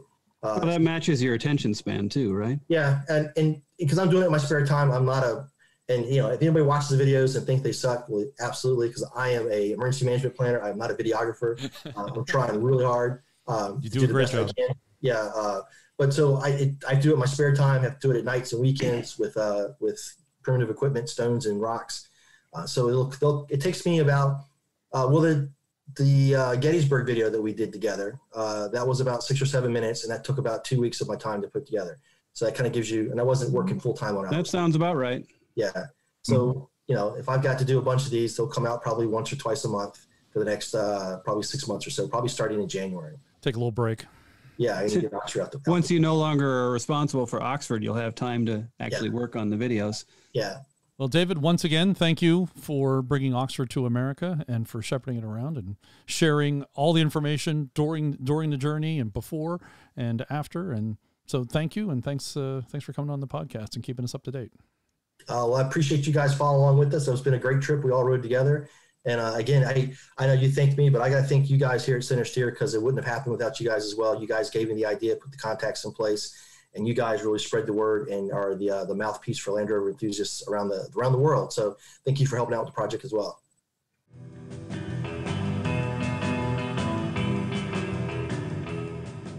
And now on the Centresteer podcast, calling us over the Zoom from Montana is Matt McCune of the Montana Land Rover Club. Welcome, Matt. Howdy. This is fantastic. Welcome, Matt. Neat. Yeah, this is really good. This is top-notch setup you have here. Well, you appreciate that's very kind of you. I didn't want to call out that you're wearing a Montana Rover hat, Montana Rovers hat. I guess that's a club hat. That's a nifty looking hat. Yeah, maybe I'll have to send you one. Oh, that'd be cool. We like free swag. Very old school trucker. That old school trucker look. It's pretty cool. Yes. Is that part of membership? If you join the club, do you get the cool hat? No, I think we sell them on the website for $20 or $25 or something like that. There we go. Yeah. So if you join the club, you have the privilege of purchasing one at full price. Well, yeah, exactly. Since there's not really a membership fee to join the club, you have to signify your membership somehow. So how did the club start? You I've got a shirt on too. Yeah. That is, by the way, I like the outline of the state with Montana Rovers in the old style Land Rover logo. That's nifty. With the zigzag hyphen thing. Yeah. Yep. I like that. My good buddy Steve, when I told him this was happening, he's an excellent graphic designer. And I said, Steve, I need a Montana Rovers logo. And about 4 minutes later, he sent it to me. Taking his time, he was. Wait a minute. So you're saying that when I invited you onto the podcast, you did not have a logo before that, and because you got invited to the podcast, you don't have a logo? No. Okay. I've had the logo, and we've had the logo now for a few years. Okay, so you said when this is happening, that's creating the club. Yeah, that's correct. Yes. So tell us about that. How did Montana Rovers come to be? Well, I had two kids. They're now 7 and 9-year-old boys. I had a Rover, which I'll get into and tell you the backstory on my first Rover here in a little bit. But I found, little small children go to bed at like 8 o'clock, and I had a garage and I had a Rover, and my interest in working on it got rekindled because I figured, what was I going to do to fill my time between 8 o'clock at night and midnight? So I'd go out there and drink beer in my garage and work on the Rover. And so I just, one thing led to the next. And I just kind of got way back into it and started buying more Rovers and met up with a few other friends around here that were into it. And it kind of happened. So you became just kind of a bunch of friends and became a club, called yourself a club. Yeah. I mean, if we're even a club, I mean, there's no membership, there's no dues, there's no rules. I made some hats, I made some t-shirts, made a bunch of stickers, and we just put stickers on Rover windshield wipers when we find them. We did that with our club too. Same thing. Yeah. Mm-hmm. So now, how it goes is, all of my friends and all of the Rover people, as soon as they see a Rover running around Montana or in Bozeman, certainly they look for a Montana Rover sticker. And if they don't find one, they take a photo of it and text it to me right away and say, have you seen this one? We do the same thing. Yeah. Who's that? Wait, is that new? Where did it come from? Yeah. Right. Yeah. We're all cut from the same cloth. Of course, around here, we're looking to see if it's sporting a Mary Kay sticker, but yep. I've got one of those on my Rover, and I think I know where it came from, but we know where it came from. Well, we know, but that's part of the story. People say, "Oh, I got this." I don't know where it came from, but so you're responsible for the Mary Kay stickers. No. Neither Harold nor I are responsible, but we know we know where they came from. Okay, got it. Have you heard the name Mark Love? No. He's on the LRO list a lot, and Guns N' Rovers, and I think it's were the two places he goes by series guy on some of the forums. Yep. See, I don't look at I don't get on the internet a lot and spend a lot of time on computers with respect to Rovers. So your arm gets tired from turning the crank on the internet, right? Yeah, there's probably all kinds of cool stuff going on that I'm in the dark about. The short version of that story is he had a joke about getting a Land Rover, and he joked about it being a Mary Kay car, and someone made it. He ended up having stickers made, and he has so many of them, and he now sticks them onto every vehicle at every event. So it sounds like he may have put on one that you eventually purchased, or someone. I think sold. my dad. When I went to college and left Pennsylvania, so I'm from Washington, PA. Oh, there you go. See, that's how it showed up. Okay, there we go. You're just down the road. Yeah. So my dad, I think he took my Rover to the Vintage Grand Prix, probably. Yep. There you go. That's how it happened. Yep. And it just happened. So I know exactly how that sticker ended up on that truck. And Matt, I have to chastise you a bit. You're not really from Washington. You didn't say it correctly. It's Washington. Right. Yinsgate, Donner, and Pound Irons. All right. He can do it. Donnie Iris must have one in Rovers. There you go. Now you're doing it. Our Pittsburgh is showing. Yeah. It's funny how you hang around. If you hang around people from Pittsburgh, it comes back pretty quick. It does indeed. Yeah. It does. Yes. My personal favorite, Slippy and Red Up. Yeah. Yep. Although Slippy is Scottish, by the way. Slippy is a legit word. So is Red Up. Red Up's from Scottish heritage as well. Yeah, that's correct. Are you guys all right around there? I live east of Pittsburgh, near Monroeville. Harold's out towards Latrobe, and Dixon's in Canada, and Morgan is in Vermont. So you guys are probably going to get pissed off when I tell you about my original Rover story and where I got it, because I snagged it from your area. Oh, no, that sounds good. Well, we'll finish the club and then we'll come back to, we'll come back around to that. That'll be fine. But okay. So you have, the Montana Rover Club it covers all of Montana. It's a loose association, which is fine. Nothing wrong with that. You have a very nice website, by the way, which is, for our listeners, is montanarovers.com. And, do you have events? Do you have gatherings? Maybe like go to a local pub once a month or something? So things have really started to escalate. Just, I think we threw the logo together 2 or 3 years ago and built the website, started making some hats and T-shirts and stickers and beer bottle openers and, the essentials. Yeah, the important stuff. Yes. Yep. And you are from Pittsburgh. That's right.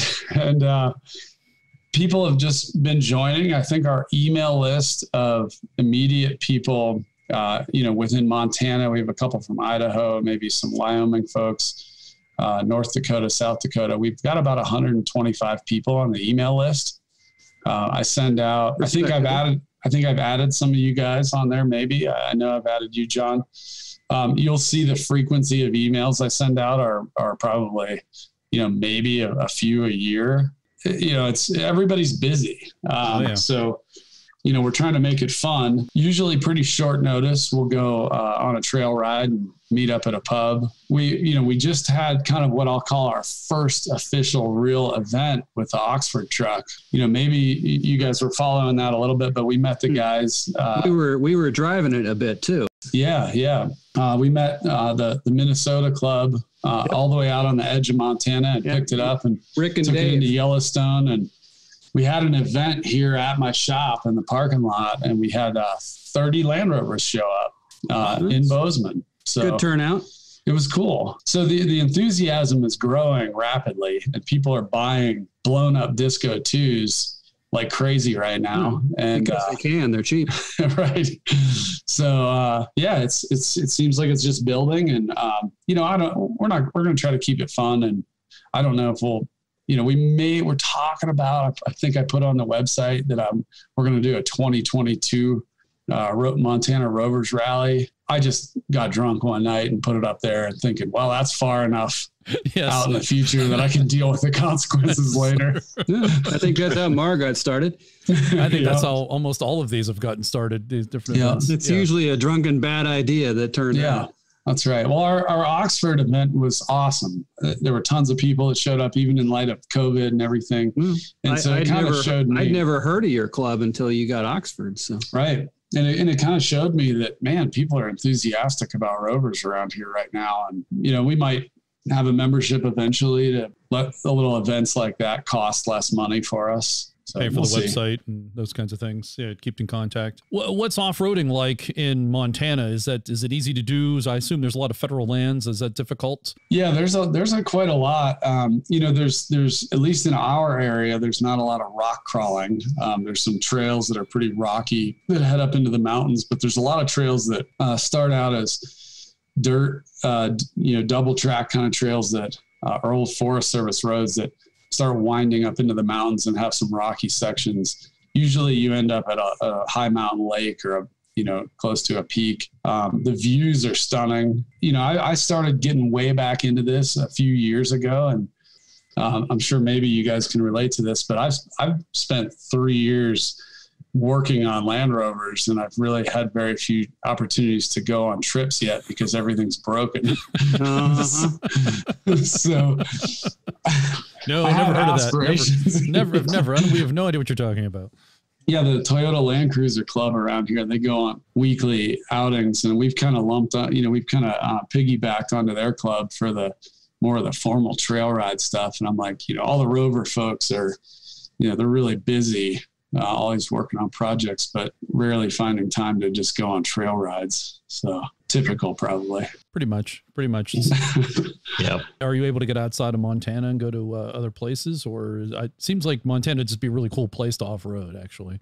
It's pretty neat. I mean, I've been in Bozeman now for, I think 24 years or so. And, just even in the last year, I've been on a couple little weekend trail riding camping trips that are places I've never been. There's just so much terrain.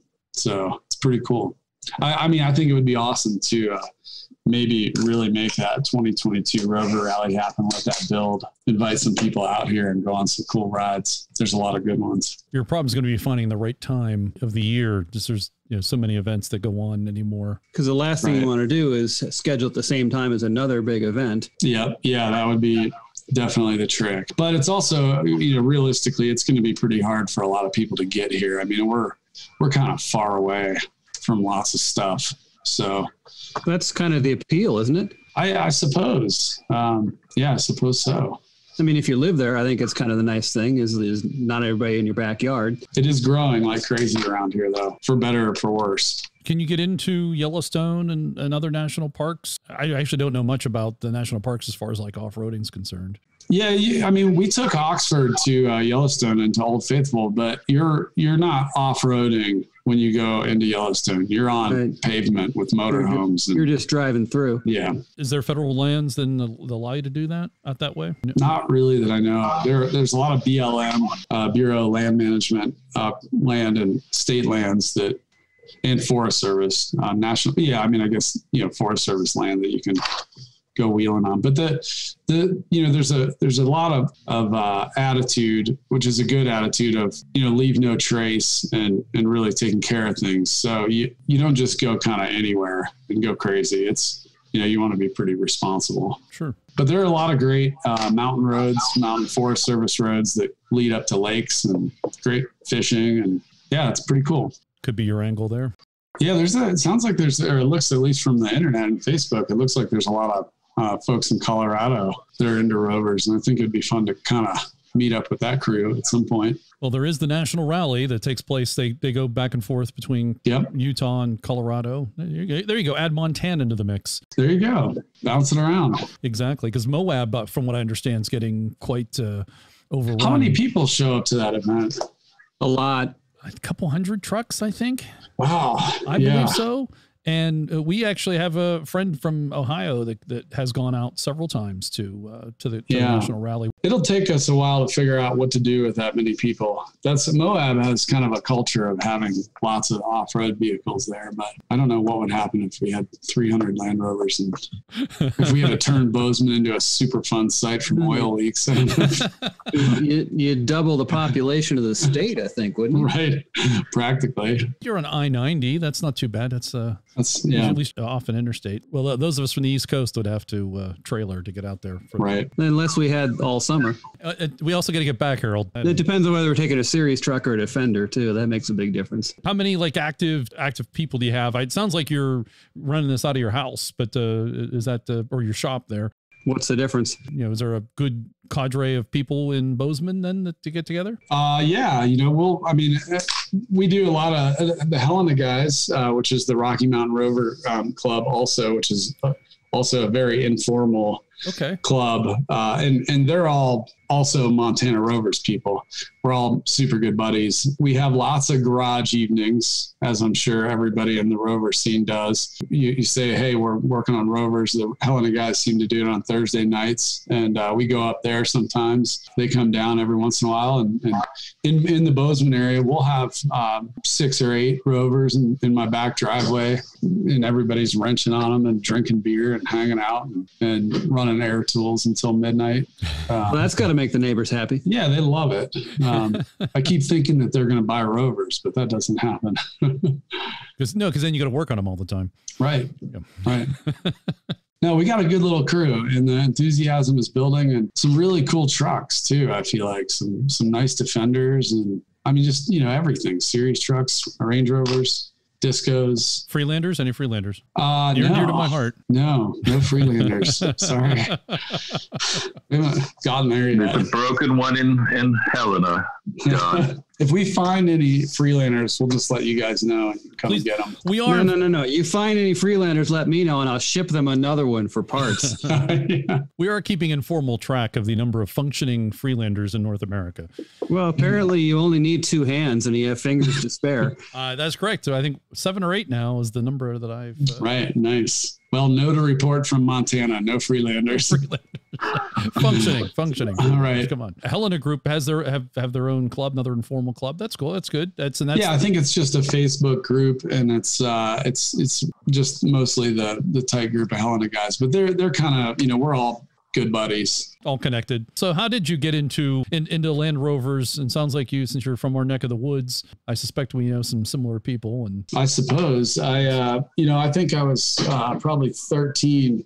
I bet like many people, I saw a Camel Trophy movie on TV or a video on TV somewhere. We had a little tiny yellow Defender, must have been like a Matchbox car or something like that, floating around our house for years, little die-cast toy. And my dad and brother my dad was really into restoring Model A Ford vehicles, pickups, sedans, all kinds of, he was into Model A Fords. And my brother followed in his footsteps and got into Model A's. And I, being the younger brother that always went against the grain, I said, I want a Land Rover. And we had a subscription to Hemmings Motor News, There you go. And I was going through that thing and boom, found it. My, a great uncle had a 1966 Jaguar XE that he bought new, and it just sat in his yard for decades and kind of rotted away. They don't have to sit in the yard to do that. Yeah, I know. It was really sad because they're neat cars. And I asked him if I could have it, and thinking that I was going to restore it, and he gave it to me. I got it home, and I remember seeing that monster engine in there, and started looking at what parts cost was. And this was when I was like 14. It was out of the question, totally out of the question to restore that car. So I sold it to one of my dad's friends for $1,800.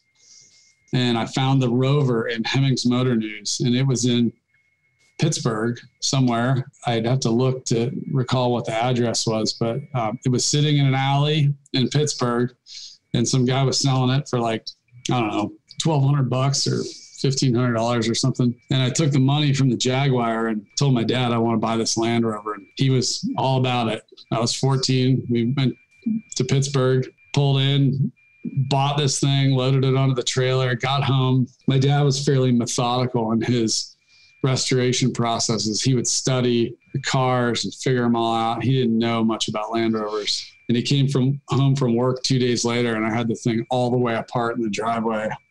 Every bolt snapped, pretty much down to the frame, and he was pissed. Yep. Doesn't take long. Yep. He didn't think I was going to go that big that quick. And we had a driveway full of parts. We didn't even know where they all went. Oh, the ones you can't figure out are the ones you don't need. Yeah, exactly. He helped me. We spent a couple of years working on restoring that. We went up to a couple of the Rover rallies at Atlantic British. That was probably in like 1990s. 94, 93, possibly. Is that possible? Yeah, that was about the end of them. Okay. And a little later than that. What year were you 14? I'm trying to. Well, let's see. That's a good question. I graduated high school in 96. So it was probably 92. It might have been 92-ish. That was long before I got into the Land Rover world. Wonder if it was John Humphreys. That name sounds familiar. Why do I know that name? Several. Since passed away, but he was, from my understanding, one of the early Land Rover aficionados in the Pittsburgh area. Oh, no, we didn't buy the truck from him, but I remember his name from the Rover rallies. Okay. He was going to those, and we met him there, and I think, With his white 109 pickup. I think I remember that too. I probably have photos in my basement of all this stuff from the Rover rallies back then. Yeah, he was one of the founders of our local club. Okay. What Land Rover was this? What make a model? This was a 1963 2A 88 station wagon. It was a mess. The frame was gone. It was a real mess. And so we got a new frame. Hence the cheap purchase price. Yeah, right. Got a new frame.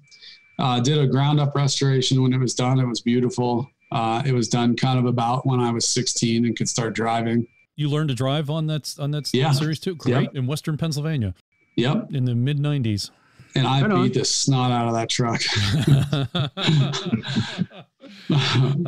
Did you take it off road? As everyone 16 does. Yep. I made some poor decisions, and now I'm actually completely surprised in hindsight that it didn't burn down 6 times, because in more recent years looked at some of my wiring work that I've done, and I'd take the little dash panel off to try to figure out what was going on with my blinkers, and I would see live sparks in there.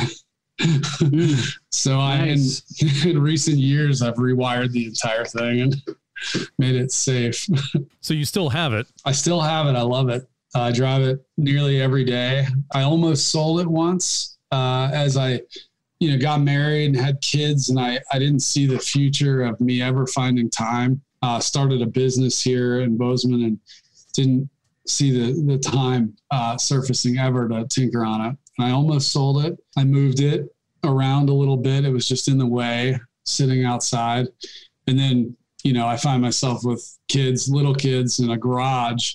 Now it's here to stay. So then since then, I got fired up about getting a Range Rover. So I picked up a Range Rover and did a couple other Range Rover acquisitions and trades. But my current fleet, as it sits right now, is a 1959 Series 2 88 that I picked up about 2 weeks ago in Livingston, Montana. Great, beautiful, all original, rust-free truck. I've got my 63 Series 2A 88. I've got a 1966 109 Series 2A that was missing an engine, but it's in beautiful condition. I'm putting a 19J turbo diesel in it right now. Why would you want to put a 19J in anything? Well, this might be my ignorance. I got a nice little engine from a guy, one of the Helena guys, and was cheap. Yeah, of course. And it didn't have an engine, and then now it does. All right. So as long as it didn't spend much, don't put money into a 19J is my advice for you. What engine should I put in the 109? Well, I'm partial. 2 1/4. Yeah, that would either be nice. Go old school to 2 1/4, or if you want a turbo diesel, skip the 19J and go straight to a TDI. Yeah, I'll have to get more advice on that later. But the 19J is now currently sitting in the frame and bolted in. So it'll get you there for a while. So we've got that, and then I'm building a 1984 Defender 110, a 3-door. Nice. With a 300 TDI. That's about maybe halfway done. Then I've got an 89 Range Rover Classic. Sweet. It's a great little truck. And then I've got a 99 Disco 2, which I drive every day and with the kids in it. And then I accidentally acquired a 79 MGB, which doesn't count for this conversation. And I thought we were going to be friends. You know what the MG stands for, right? I don't. Mostly garbage. Yeah. Well, it sure is fun to drive. How did you accidentally end up with that? Well, a buddy, everybody in the country pretty much went to see that movie, the Ford versus Ferrari movie. And then one of my good friends came in foaming at the mouth a couple days later, saying that he needed to have a sports car. I found this beautiful all original MGB a few days later for $1,000 in a garage. And I just called him and said, hey, do you want to buy this together? We can both drive it and I'll tinker on it and it'll fulfill your need. And we did. And then he went and bought a really nice, fancy, mostly restored Triumph TR6. So he got an actual sports car and he doesn't need the MG anymore. Yeah, exactly. So now the MG is kind of sitting in my parking lot is kind of partly my problem. And every time I drive it, I'm like, well, I can't get rid of this. This is too cool. Or I should. I've got 6 Land Rovers. I think you should get rid of it while it's still running. I probably should. I mean, it's for sale. I might not like selling it, but I would sell it. It'd be the first one to go. Well, you should bring it back to Pittsburgh, and you can. There's a large MG Triumph. Oh, is club. there? Oh, yeah. There's a very. Have you? Do you not know? Have you not been to? And I know listeners know I talk about this all the time. Pittsburgh Vintage Grand Prix. My dad's taken my Rover to it when I was in college. He took my Rover up there a couple times. He ended up buying a 109 and an 88. And had those for a while that he was tinkering on, and then he ended up selling them at some point. But he did go to the Vintage Grand Prix with my truck a few times. Nice. So you got your dad into Land Rovers because of your interest in Land Rovers. That's pretty good.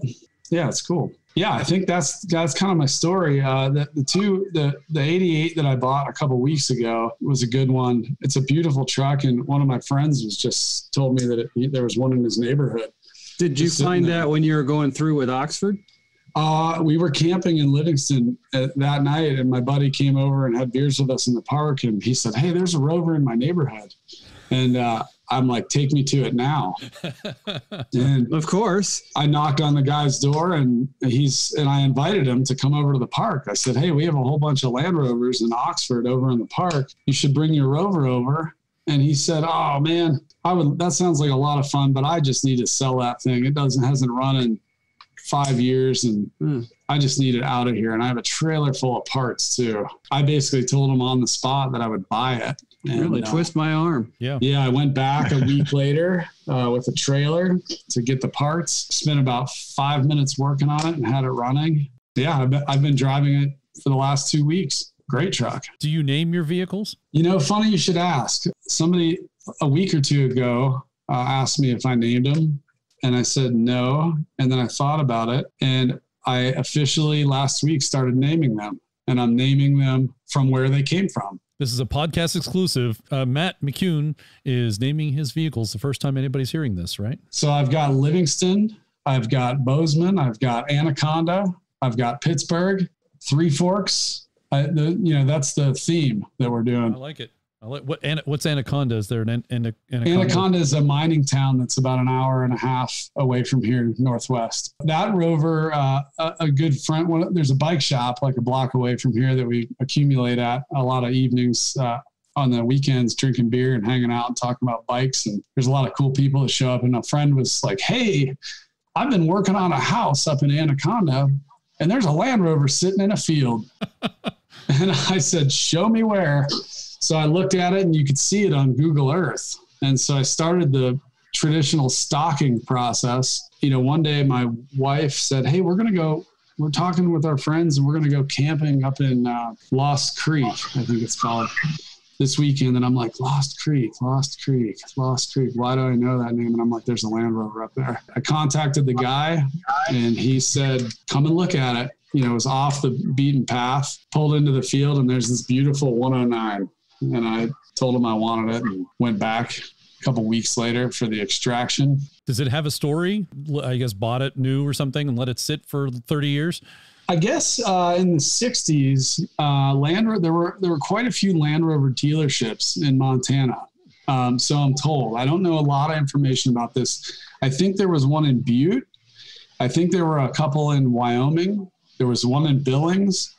And so I believe that there's actually a lot of Land Rovers in this general area that were kind of sold as like farm, kind of farm equipment. So I think a fellow named Neil, I don't know if he got it originally, but there was a farm up in Wolf Point, Montana, northeast Montana. A fellow named Neil Berg had this Rover. I think he died in 2004, and there was an auction, and the Rover got moved somewhere else. There was a fellow that was doing a big construction project up there. The thing was in the way. They told him to get it out of here. He, in his good senses, threw it on a trailer and took it to a friend in Anaconda and just said, "Hey, I know you like Land Rovers. Here's a Land Rover. I'm going to dump it in your field." And the guy said, "Sure," because he had a Defender 90 at one point in time.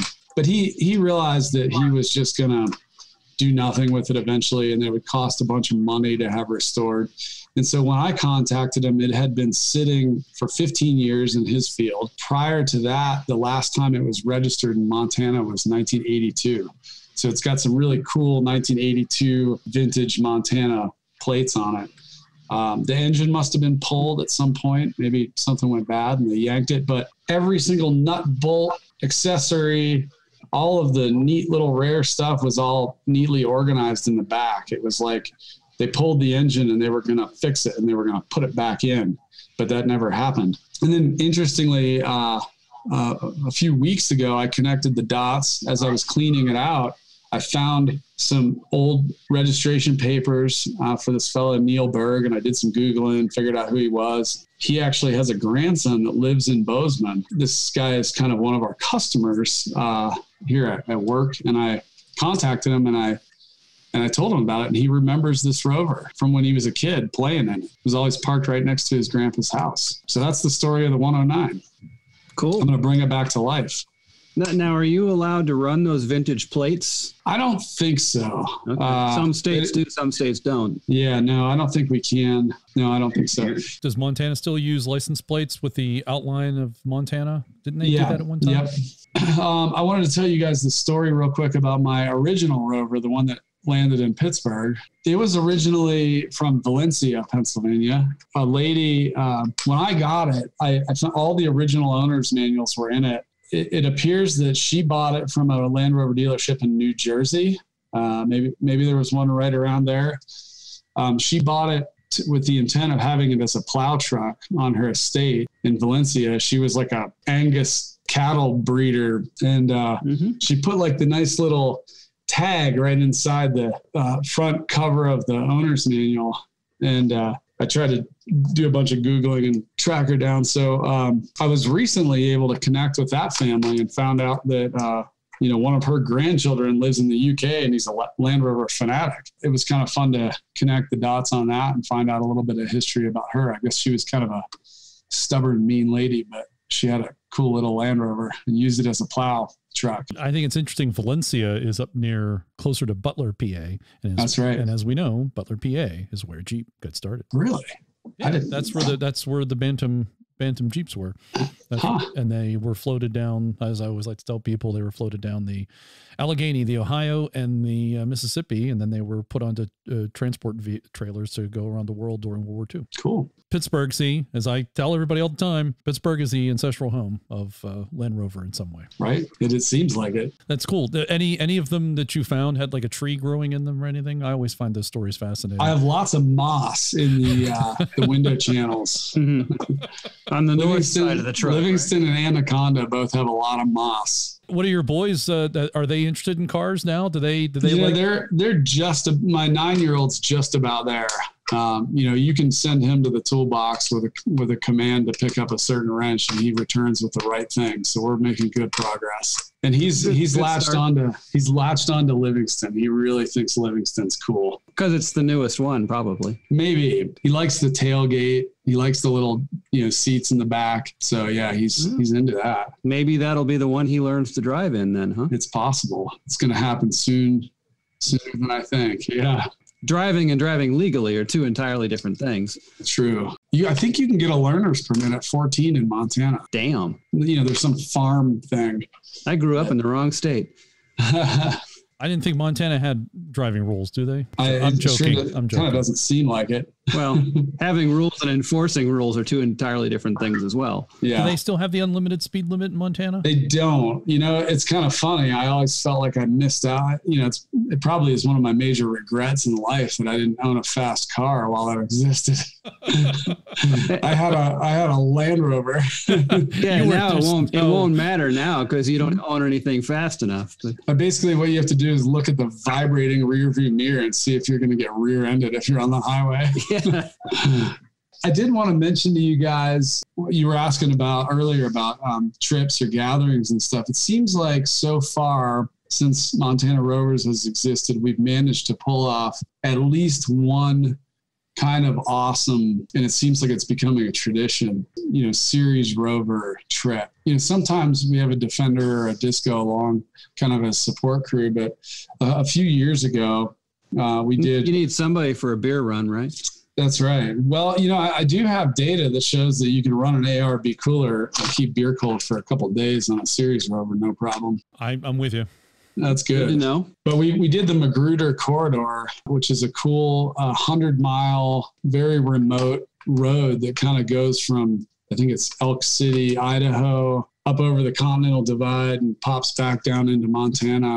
And it's gorgeous. I could send you some pictures. I don't know how pictures or any of that stuff ties into the podcast, but it was super cool. Actually, probably some of the photos on our website are from that Magruder Corridor trip. Maybe it was 2 years ago. We did a Missouri Breaks trip, which, you know, if you read or study about or learn about the Missouri Breaks territory, it's just really wild, veiny gullies, slippery mud if it rains. But a really cool area where the Missouri River travels through a lot of, you know, wilderness area, and there's just not a lot of civilization up there. And we took a whole bunch of series Rovers up there, and that was recently published. There's an article written about it that one of the guys from Helena wrote an article, Paul Driscoll, and it was in Overland Journal. If you saw that Overland Journal, the one with the Volkswagen vans on the front, there's a real nice article in there about the Missouri Breaks trip and our crew of series Rovers that did that. So we've been managing, I think it's going to kind of be a tradition to do a really cool series Rover trip every year. Like a series focused? Yeah, series focused, you know, just for the adventure. Yeah, so right. You kind of don't know what you're really getting into. And let you exercise the vehicle and learn skills. And it gives you a deadline to make sure your series is actually functioning. Right. It gives you, look, we're going on the 3rd. You got to be ready. Yeah. That's where having more than one is handy because whichever one starts is the one you take on the trip. That's right. Yeah, it'd be fun if any of you guys are ever out this way, hop in on one of those trips. I haven't been to Montana in about 40 years. Maybe I'm due. So many neat places to see, and especially in, you know, the U.S. and Western Canada that I've not been to that need to check out. There's so many things. Right. I did, you know, about 6 months ago, the new stress in my life, maybe it wasn't 6 months ago, it was 2 or 3 months ago, a friend who knows vehicles sends me a text message with a photograph of 3 109s in a field.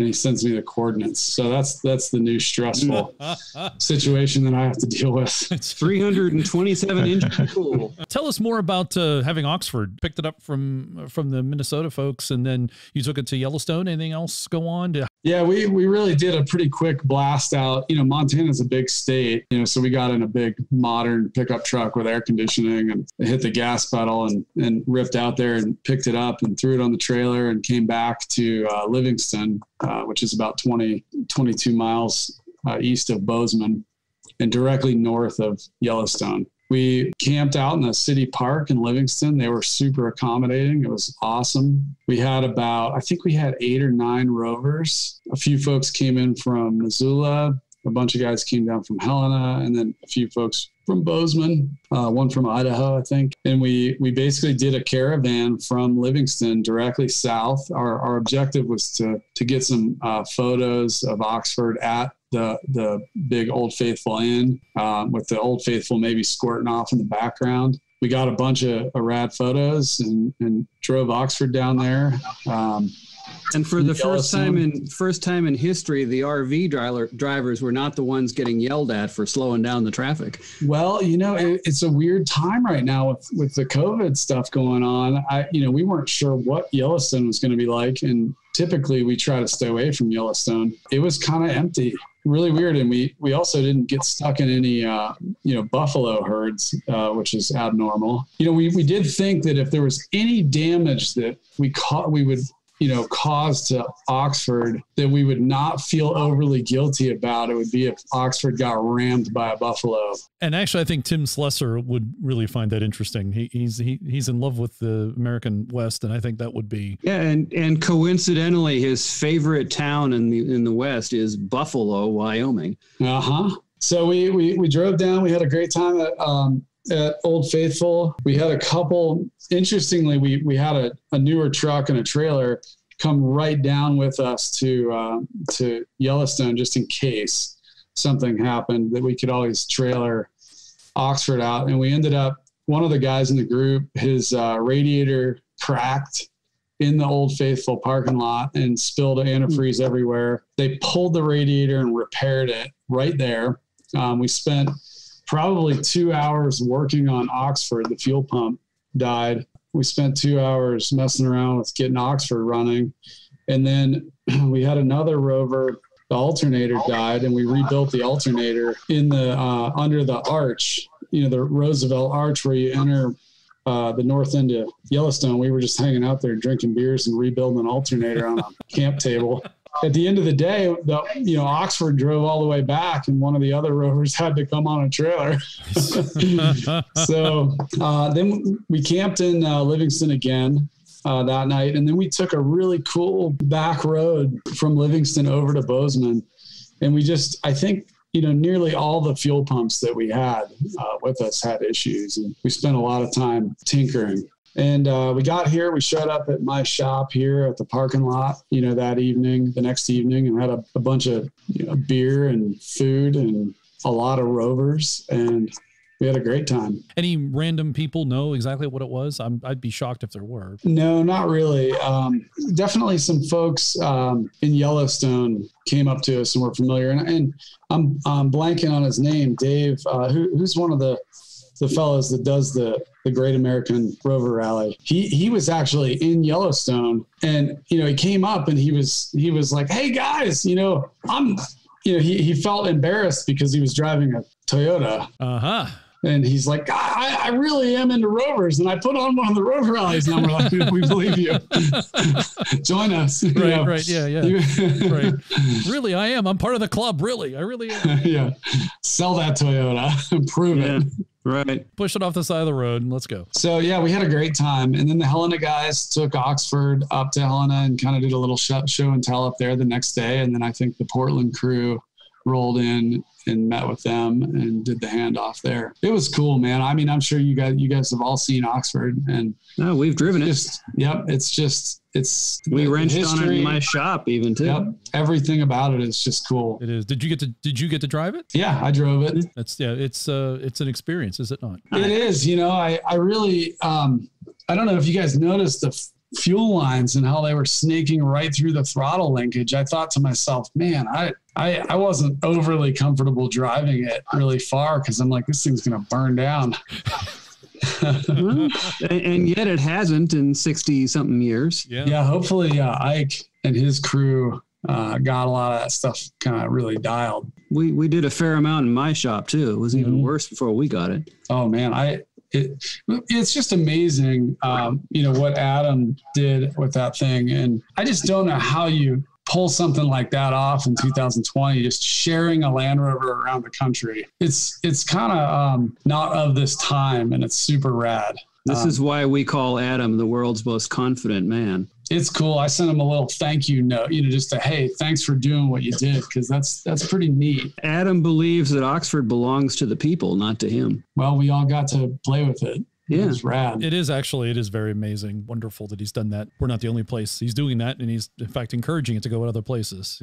Right. New Zealand's next on the list. If it wasn't Adam, if it was anybody else that had found that and restored it, it would have been locked away and nobody would have seen it. Might have ended up at the Gaydon Museum, but. Oh yeah. It would have done some museum tours, that sort of thing, but it would have been very controlled. No one would have touched it. Right. Let alone drive it. Right. That's the most stunning part of it to me, is that, sure, here's the keys, go drive it. Yeah, you're fine. Yeah, Just don't try not to, Yeah, you want to smash it stand up. up the seats and stick your head out the roof. That's fine. That was one of the things Harold and I both wanted to do, was stand up through the hatch. It's just because we can. I did that while we were driving. That was an experience. It's a great truck.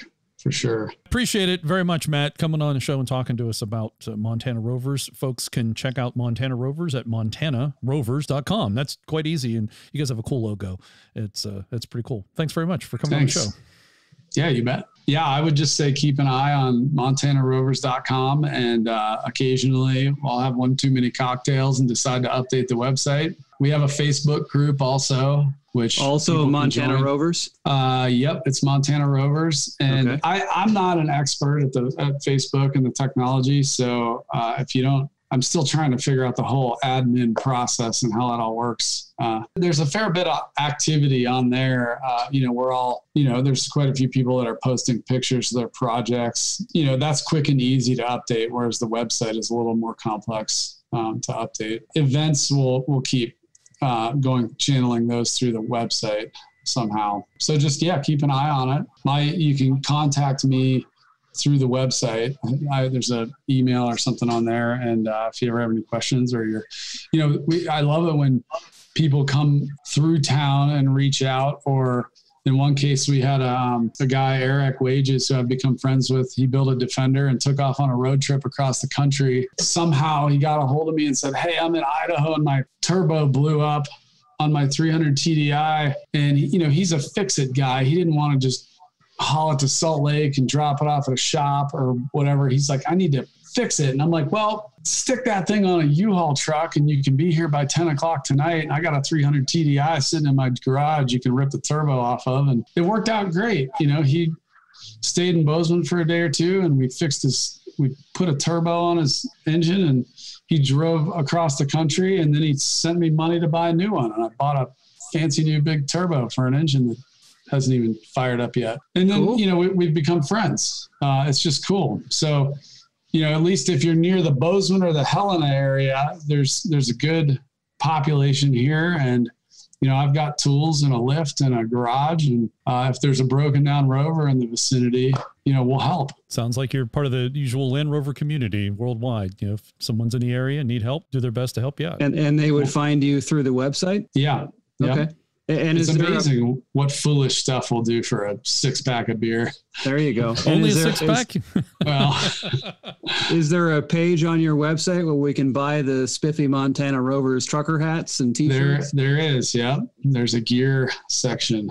Cool. Do you guys have Instagram or Twitter? Or anything like that? I do actually have an Instagram page. I forgot about that. As soon as Instagram became a whole bunch of people, and it wasn't just people I knew, I stopped really looking at it, but I do post pictures up there occasionally, and the filters are neat. They make the pictures look really good. It's a Land Rover. You don't need filters.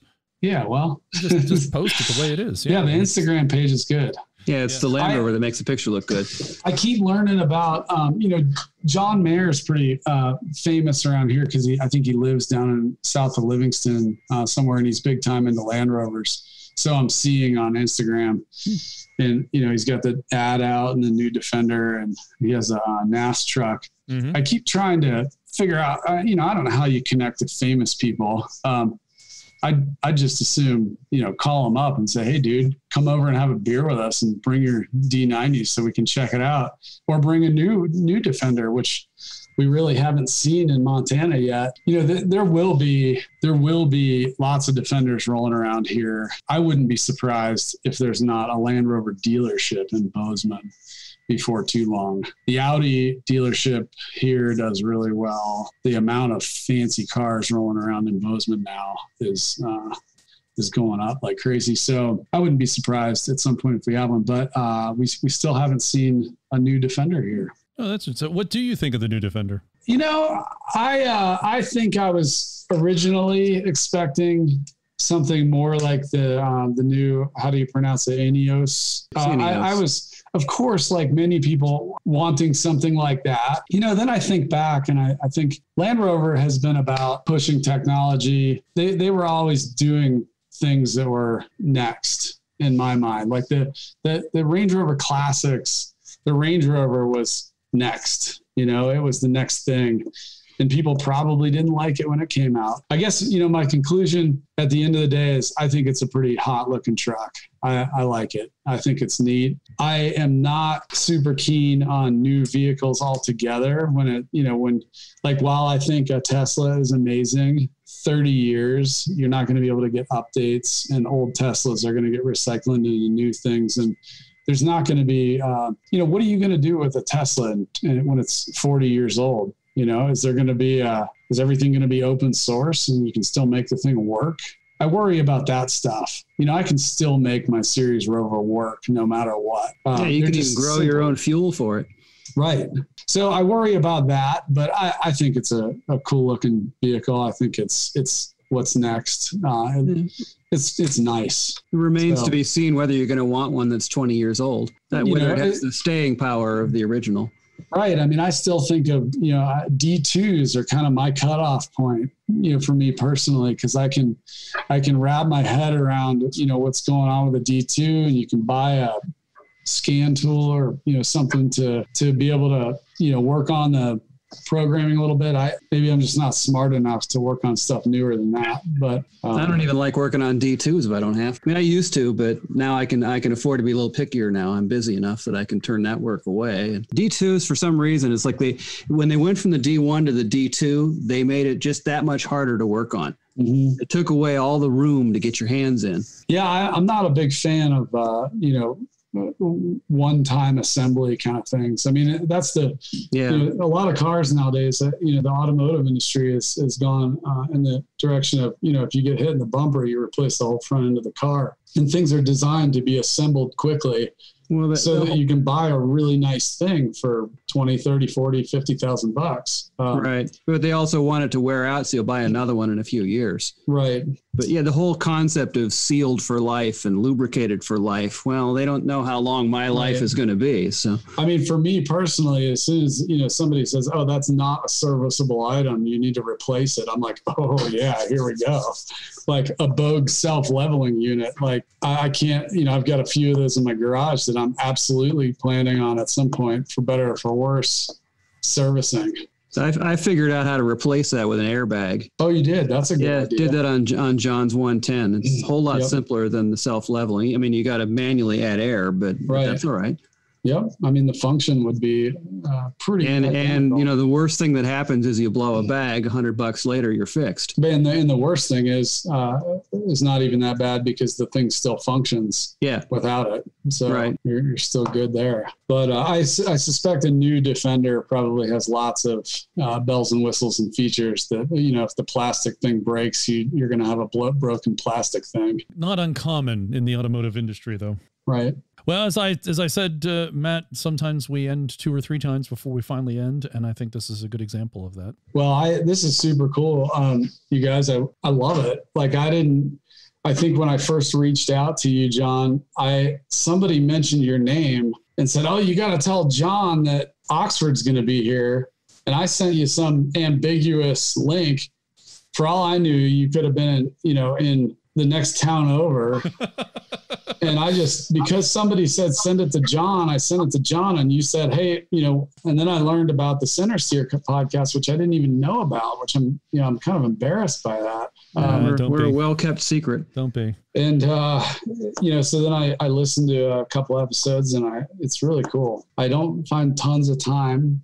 So that's a little tricky. Well, you got lots of wide open space out there. So imagine your road trips are kind of lengthy. And that's I find that's the best time to listen to the show. Yeah. I have to figure the headphone thing out to drown out the wind noise. Oh, you're not listening in a series. It's not happening. It's not happening, brother. What you do is you put the little buds in your ears, and then you put the big aircraft earmuffs over the top of that. Right. I actually just recently got updated to the Apple AirPod Pros, the new ones, and they have noise canceling. I haven't tried it yet, but I want to try the noise canceling while in the series and see if that would happen to work. Yeah, the question is whether it's Land Rover grade noise canceling. That's exactly right. Yes. Or if it's all that safe, because half the thing with driving a Series Rover is you need to be able to hear the noises to get ahead of the problem. You hear that new squealing noise, or the new misfire, or the new vibration, or the new rattle. is my prop shaft falling off. Yes. Well, thanks for listening to the show. Glad you found it. Thanks for coming on the show, talking about the Montana Club. People can check out the Montana Club at montanarovers.com. Go buy some swag and help them out. I like this idea of you having some event in Montana. Gives us all a reason to go to Montana. Yeah, that would be fun. Because there would be a reason to go to Montana. You know? There's some good stuff out here. Yeah, you're all welcome anytime. So, and apparently, if we have a breakdown, we know where to go. Yep, that's right. I really appreciate it, guys. It's super fun. You're now part of the family. Awesome. Especially part of the family because you're from here. And you can speak Yins, so you fit right.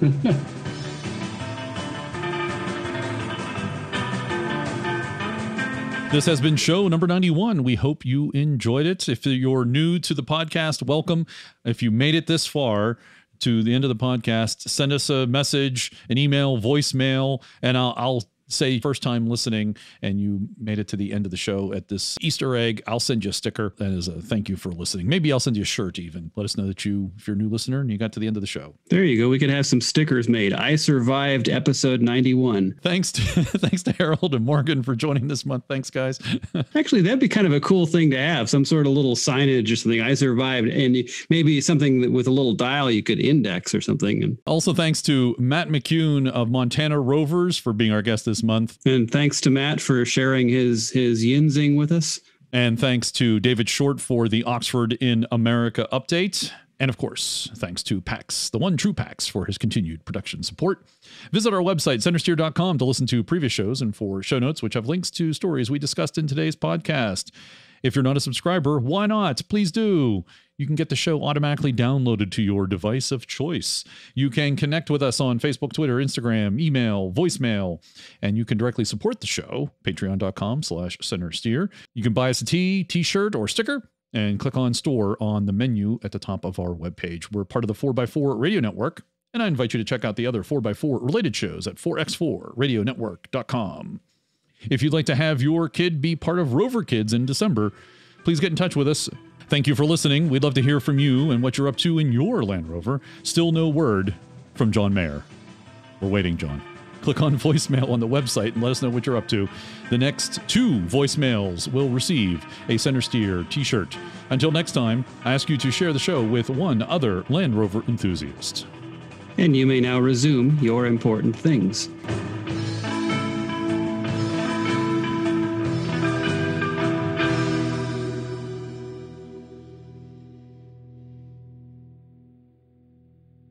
Donnie Iris must have one of them Rovers.